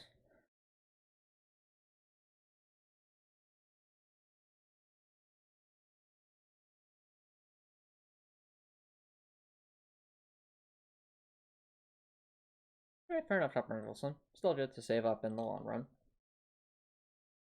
Just moving forward, though.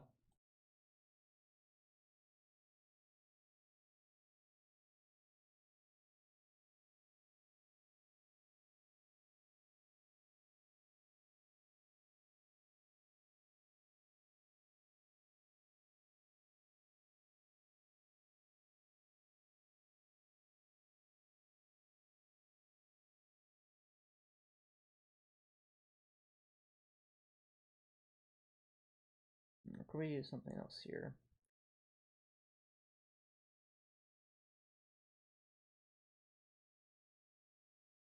I know the computer chairs, for example, might make sense here.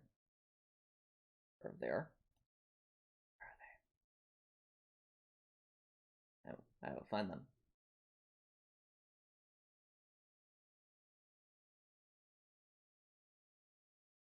Oh, interesting. Sounds like fun, Copper Nicholson.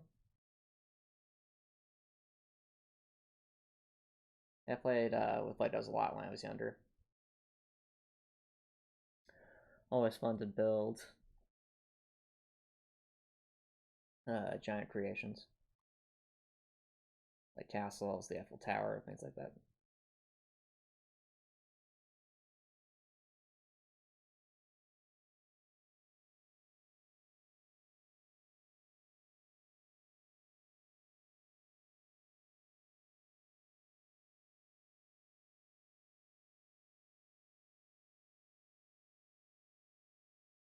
Alright, so essentially what we need down here is the tables.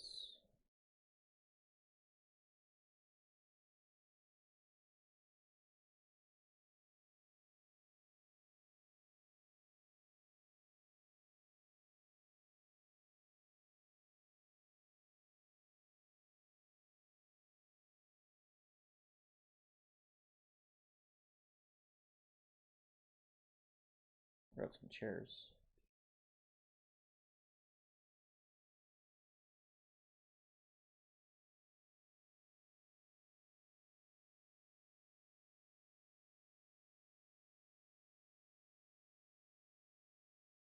And we'll want to make a chair object that could be like around the side or like the back edge, so that'll add to the appearance that I'm going for here, like some kind of meeting room.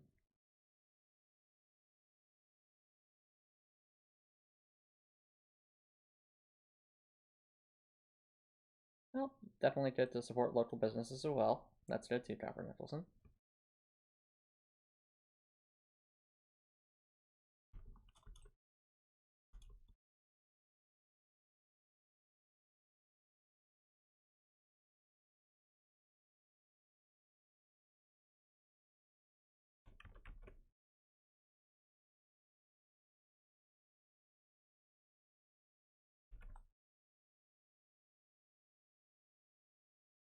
Where do I want to put these chairs?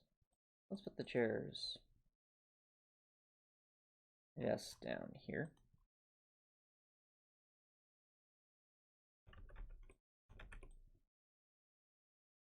Okay, so that's the effect I want. Start by moving this to the bottom. That'll make it look like it's peeking over the edge.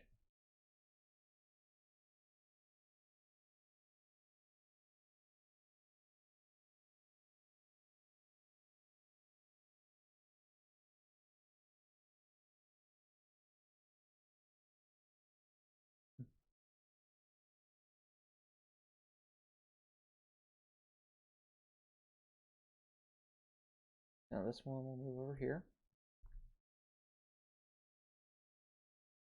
A bit closer.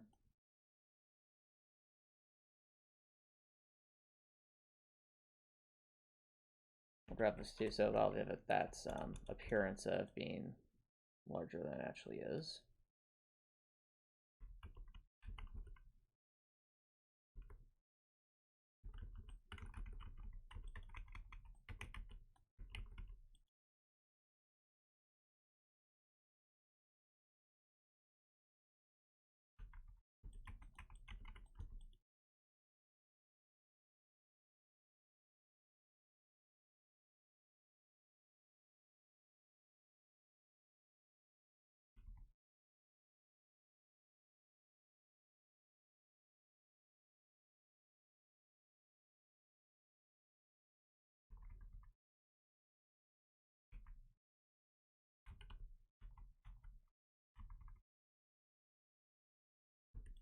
Yep, so this will give it some depth.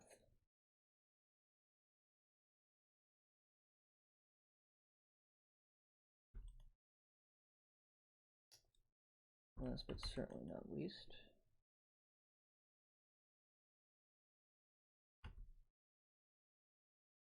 we'll basically invert this to the other side, and that'll give us the effects we need.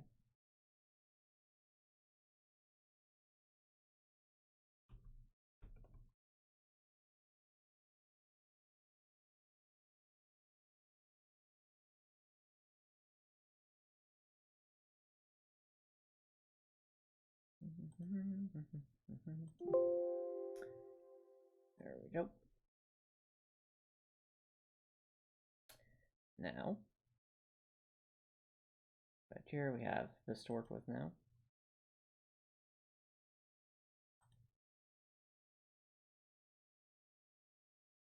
Yeah, now this room stands some character.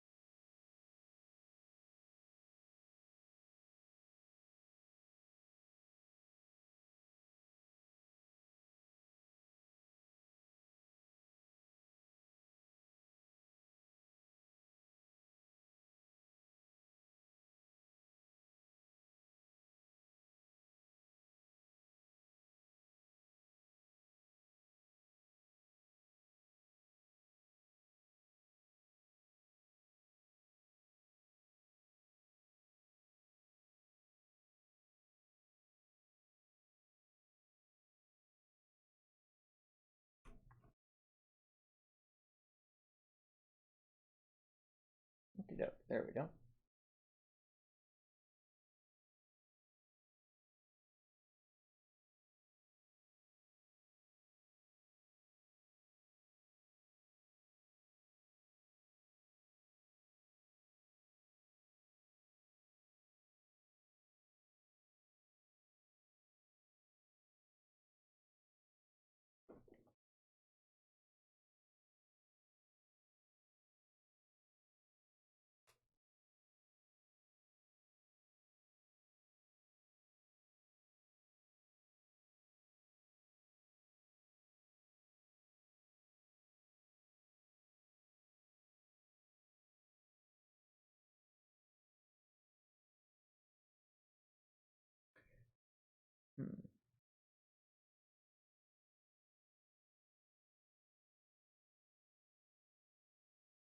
Oh, maybe it wants to make a version of this grid that would kind of go right to the edge.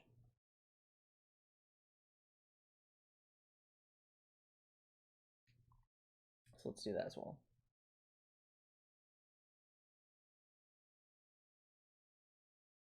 What are you talking about, Topper Nicholson? 97.7% is amazing, dude. Great job. That's way better than I did on most of my tests.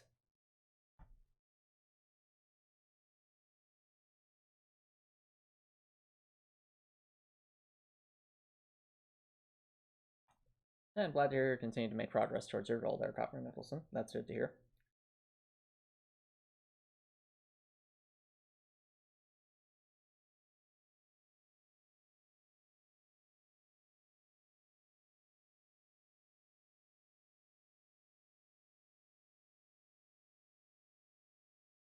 Right, to make variants of this that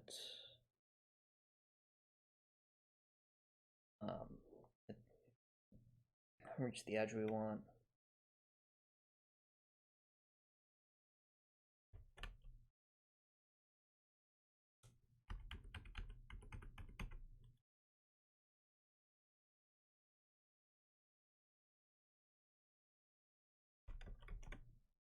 Move that around.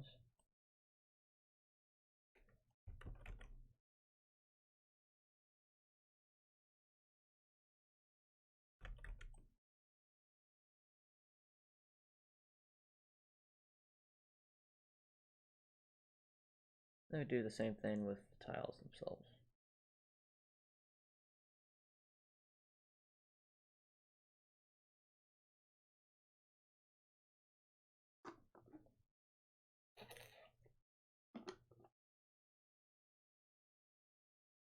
Oh, Copper Nicholson, you're just saying it's an open book exam. Again, I've gone over with that with you before. That's just because it's open book doesn't mean that it. All that means is you have access to resources, but you still need to be able to apply the knowledge that's you had just that you learned from the classes. And again, like, you know, the fact that you got 97.7% while during an open book exam, that's still very good, because it means you make good use of the resources and that at that. Dude, it sounds to me like you're just trying to make excuses to beat yourself up over getting a good grade. You really shouldn't, dude. You should celebrate their good grade.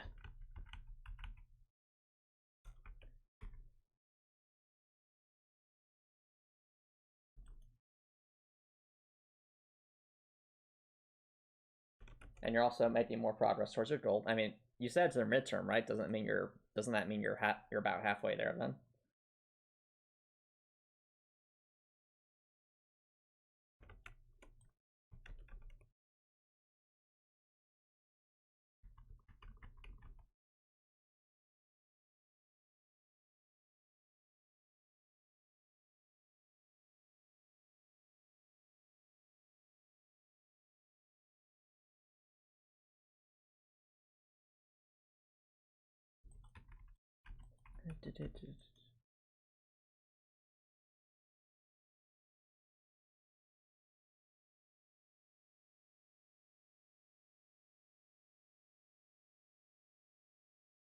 All right. Well, it's good that you're going to the gym and going to Barnes and Noble to de-stress.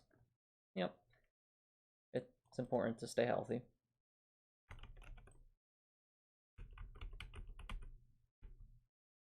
And I'm also glad you made a new friend at the book club. That's cool to hear as well.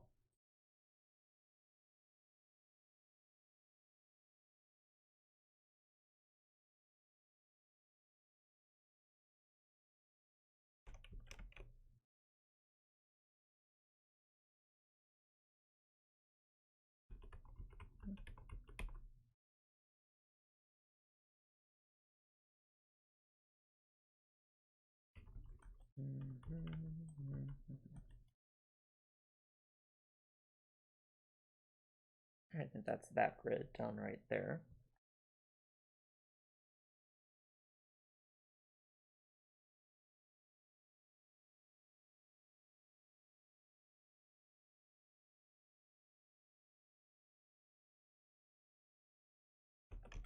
that, put that there. That should be enough to work with. All right, let's try that out.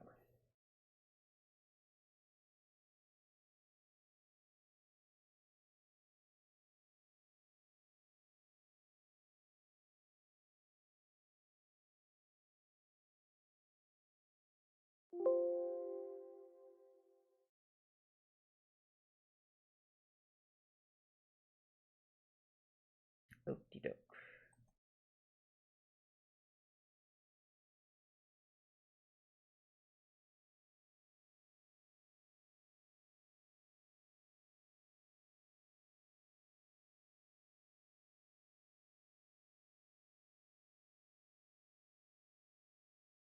Yeah. Now we're getting somewhere. Now the tile sets are starting to look like better stuff or more interesting things.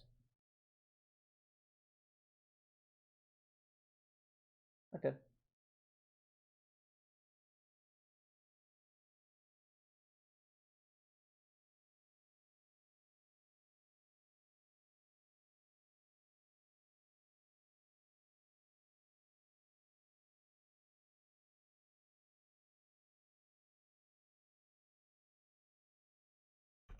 All right.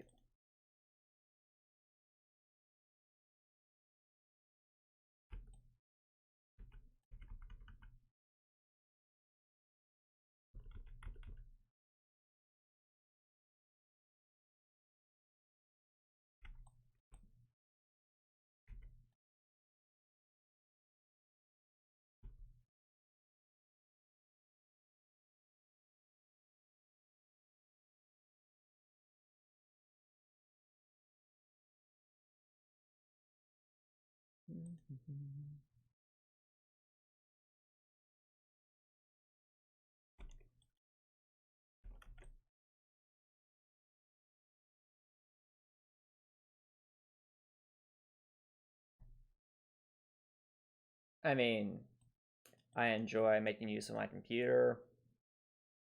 I enjoy using my Yoda mat to do Yoda.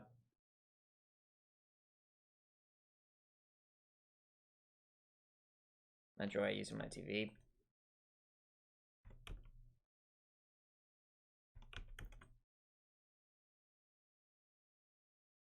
I also enjoy heading over to the gym to exercise. I'd say all those would be my main sources of entertainment.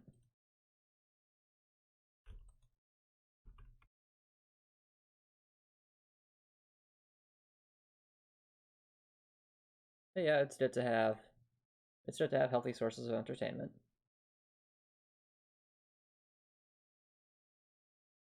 Not all Topper Nicholson. You know, with computers, you can play a ton of video games. Or in my case, I can work towards creating a video game, which I find to be a great stress reliever personally. Yeah, no, that's just my own personal taste. Everyone has different hobbies that they're interested in. These just happen to be mine.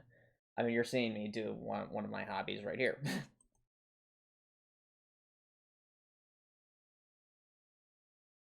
Which is worked on a game that I'm very passionate about.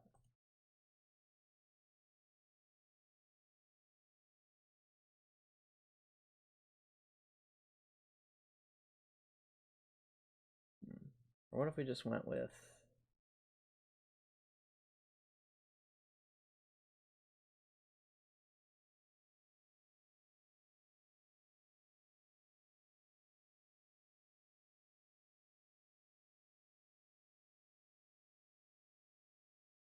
Yeah, honestly, chat, what if we just made it just a simple grid?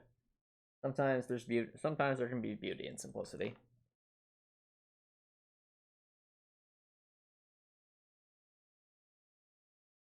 Or actually, a lot of times, especially in engineering, there can be a lot of beauty in simplicity.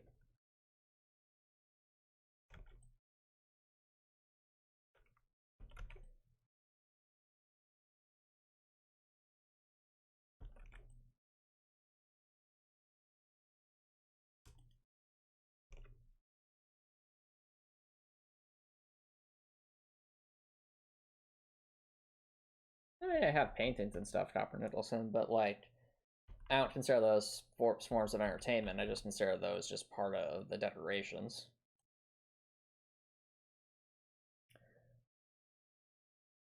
My main sources of entertainment, of course, are game design, streaming on Twitch, playing video games, working out, doing yoga, watching fun TV shows, watching fun YouTube videos.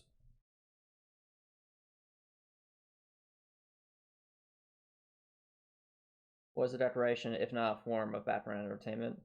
I see it more so as just filling a space and making a space feel a certain emotion or have a certain sense of hominess to it. It doesn't have to be necessarily entertainment.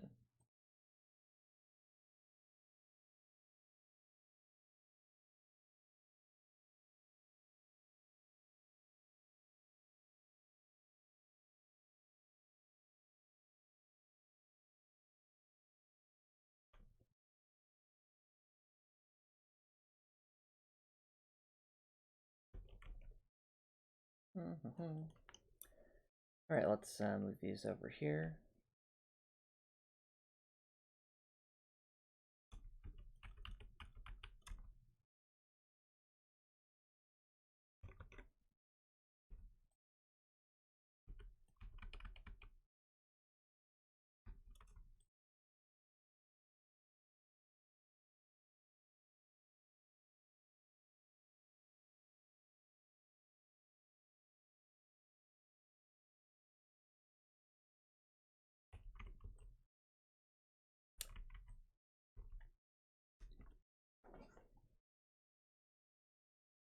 And of course, I feel more comfortable in an aesthetically pleasing environment, Copper Nicholson, but that's not the same thing as entertainment. Like, if I want to be entertained by, or I guess engaged thoughtfully, shall we say, by stuff hanging on a wall, I would go to an art museum. You know?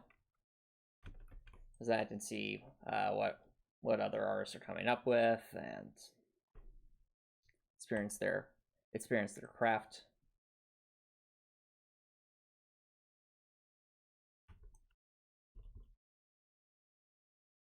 But again, to each their own.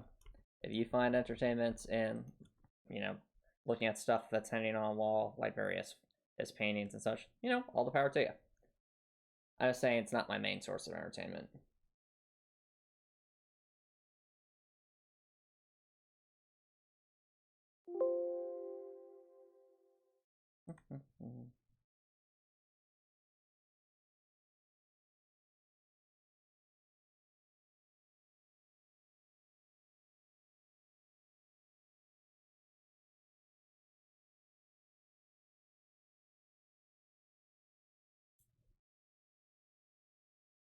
All right, I actually like this. I think it works.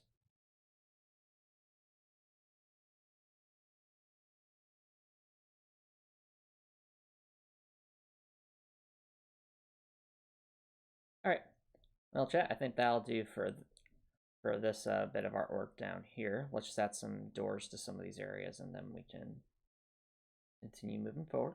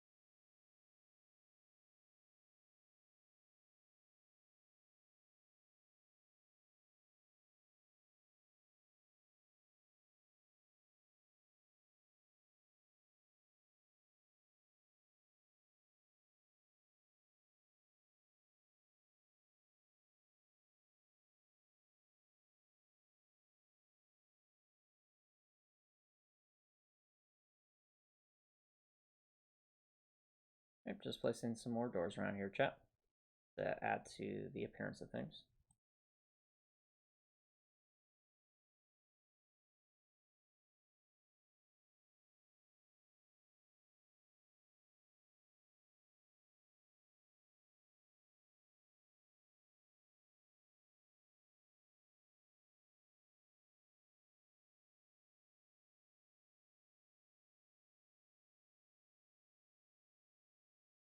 Okie doke.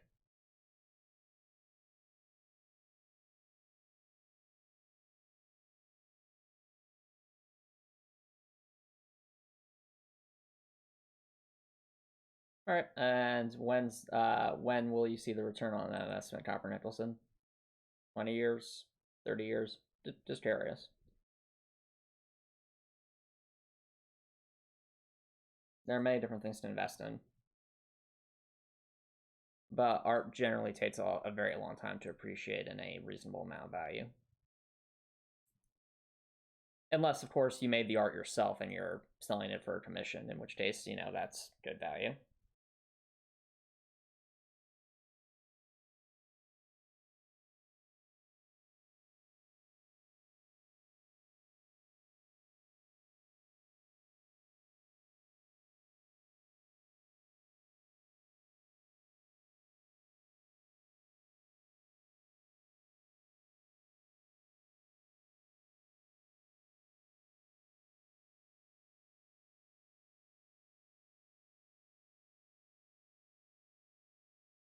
Oh, interesting. So you're all right. In that case, you're what's the term for that? There's a term for knowing that. I think it's like planned obsolescence or something. It's like when you know something's no longer going to be in production, its value goes up because it's obviously rare since it's not being made anymore.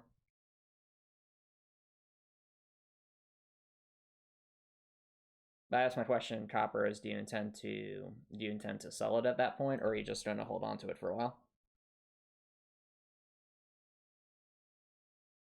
Because the other side of the equation is you also have to have people who want to buy it too. That's also important. Now that tends to happen with things as they get rarer.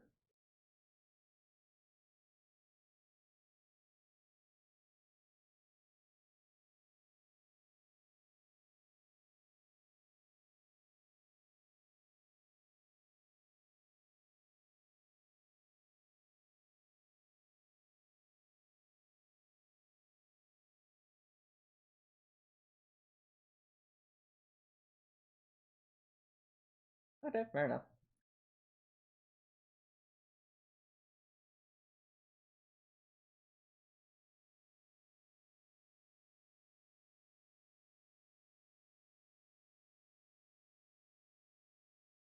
Well, there definitely is a market for reselling stuff.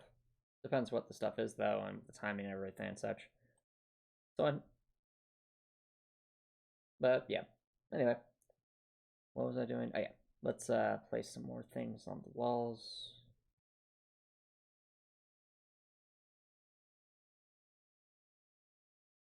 Yep. Now we have a bunch of more doors down here. I think that looks a lot better.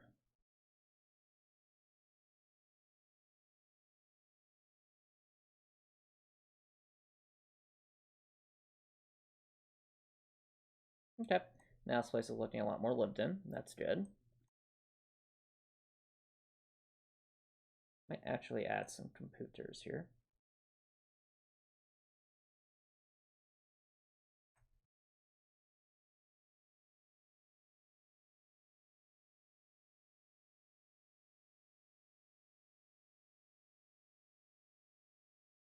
Start with our tables.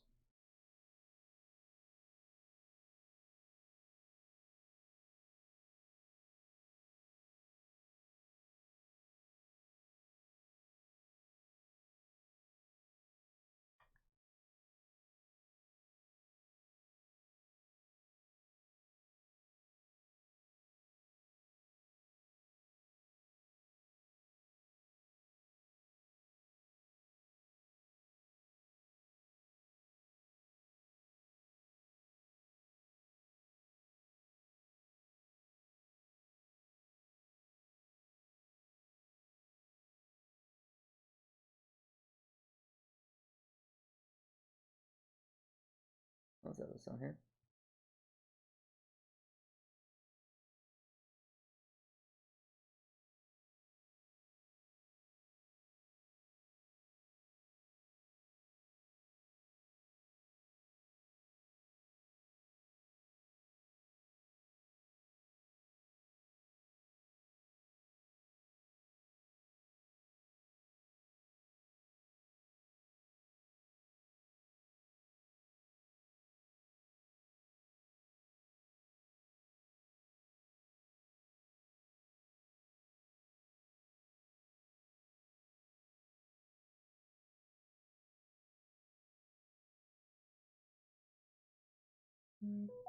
Alright, I think that makes sense. What we got right there.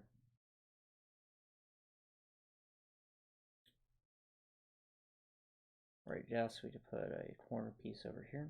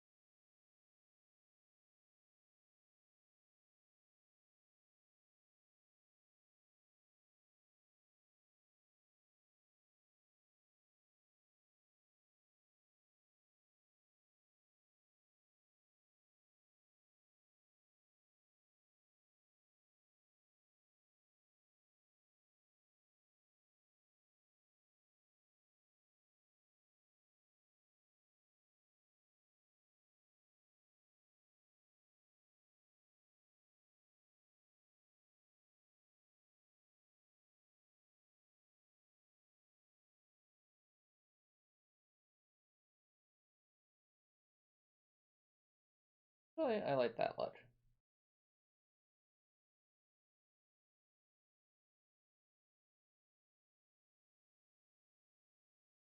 Yeah, let's go with that.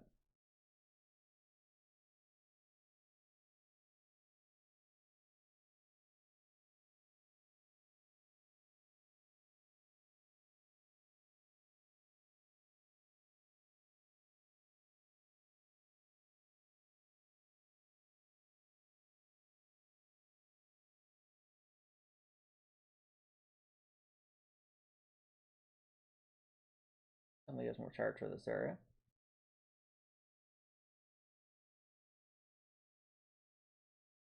Alright, chat. I think this will actually be a good spot to begin wrapping things up. So we did a bunch of, like I said, this stream is all about the little things, supporting the release of, well, supporting the, trying to finish the minimum viable product for the demo. Got some artwork made.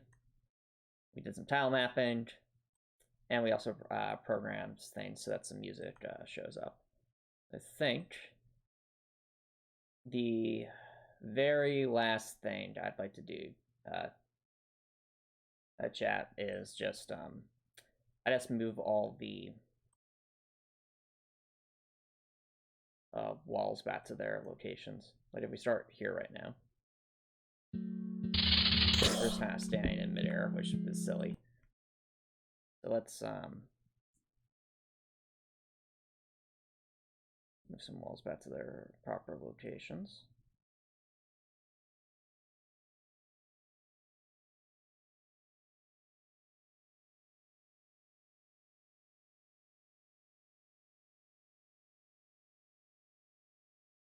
I'll only take a moment to skim through the areas to put the tile sets back where they belonged, then we'll wrap things up.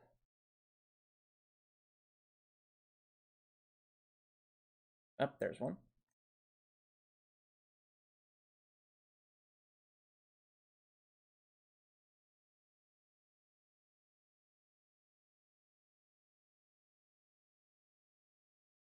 Nope. Any others around here?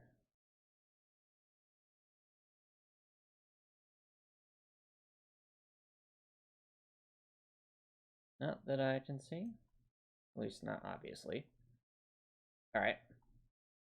Now, of course, for the central well, which has a lot of moved spaces. Put those all back into place.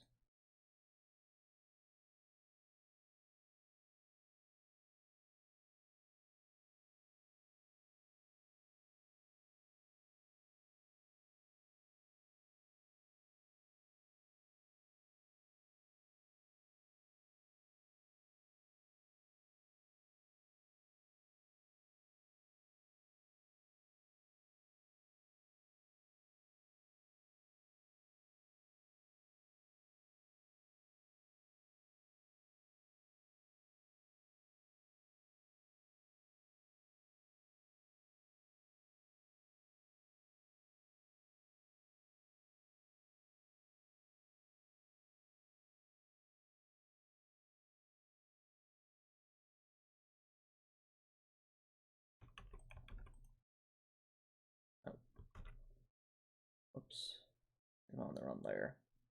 Yeah. Run layer. Whoops. There we go.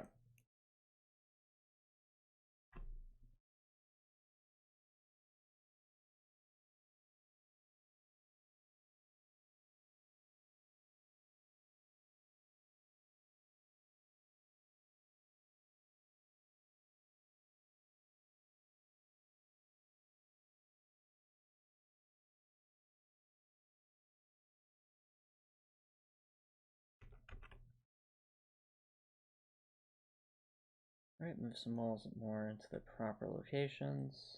Do some things here. I appreciate the sentiment, Copper but no thanks. If you find something that you're enjoying, you know, enjoy it. I have stuff that I enjoy. You have stuff that you enjoy. And that's perfectly fine.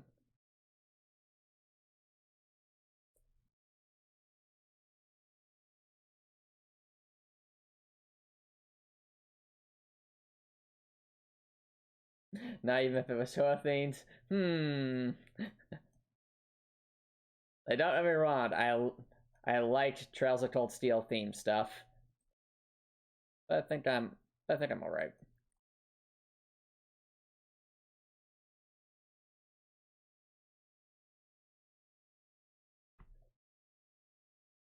Well, the good news is, Tabernacle says that we're in Trails of Zero right now, so now we don't have Toa, we have Ellie. And possibly other characters, who knows. But at least so far, it's been pretty obvious that Ellie has been the most interesting character, is the most Toa-like character in Trails from Zero, at least so far. For all we know, it's some new character come along and it's just like, oh no, now it's like Ellie, but it's also very sweet, and they're making cookies, and oh no. But we'll see.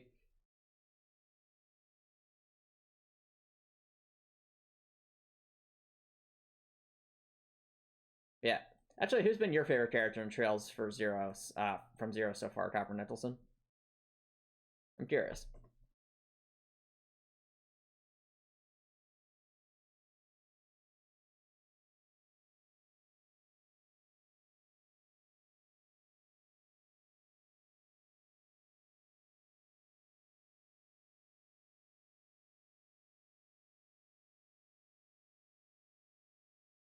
I mean, obviously, my favorite characters so far are pretty obvious. Ellie, Lloyd, Tio is pretty funny.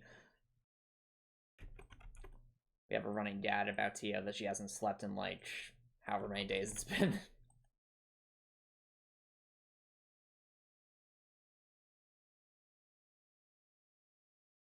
I'm pretty sure you've commented about them before, but fair enough, Copper Nicholson. I understand if you're busy. But next time you're watching the stream in depth, let me know which character you see that you think's your favorite so far.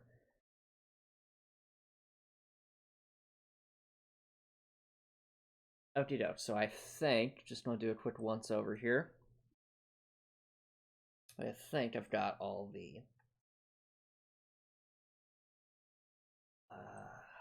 map areas back in order.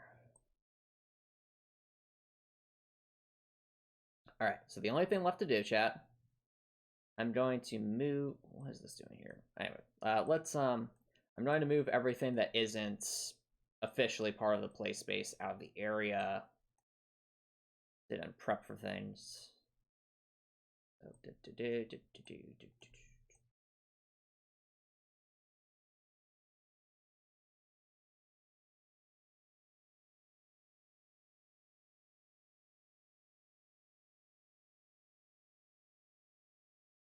So Tio is,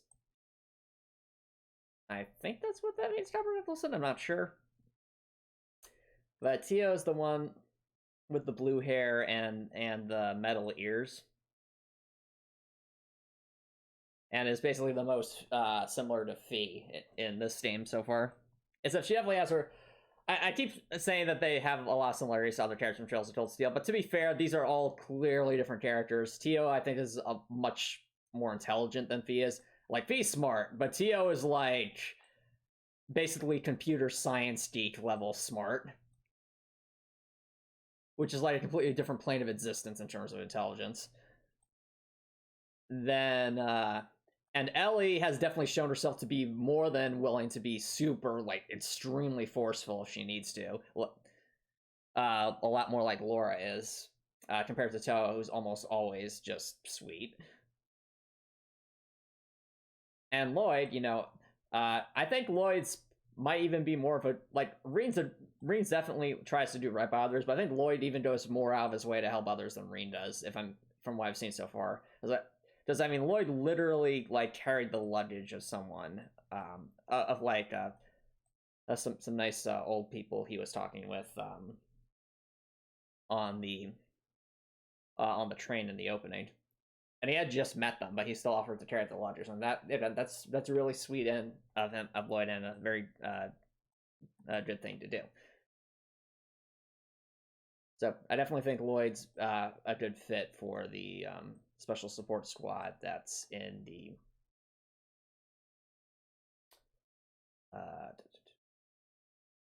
what was I saying? Oh wait, I know what this is.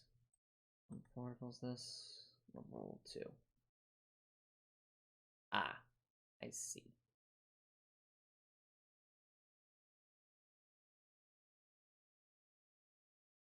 Not sure why these got moved up, but that needs to change.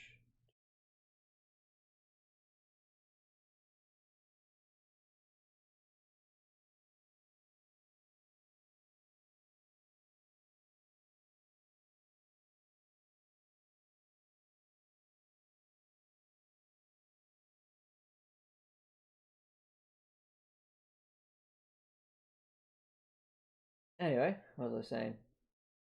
Who would you say is the new villain of the game? I'd say no one at this point, which is, at least for now, good. I'd say there's no Trails of Cold Steel 1 million at the moment, which I think is a good thing. Like, I think Trails of Cold Steel 2 million is fine, but Trails of Cold Steel 1 million was a bit over the top at times. Yeah, I'd say Randy's kind of like Crow, but even then, Randy definitely has some differences from Crow. Namely, that I think Randy is willing to hold himself back if enough people will pile on him about things, whereas Crow will just keep being Crow no matter what.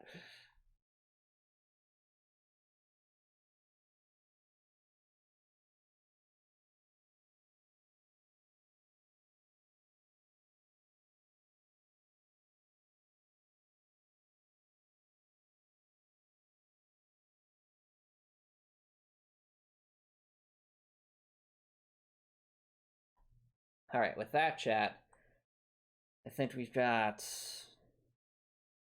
all the walls back in place where they need to be. So I'm going to make I think I'll start wrapping things up here. So if you're watching on Twitch, feel free to stick around for raid. But if you're watching on YouTube and you like what you saw, please consider subscribing on YouTube. It's free to subscribe on YouTube. You can always change your mind later. It's a great way to show support. If you're watching on YouTube, have an amazing night.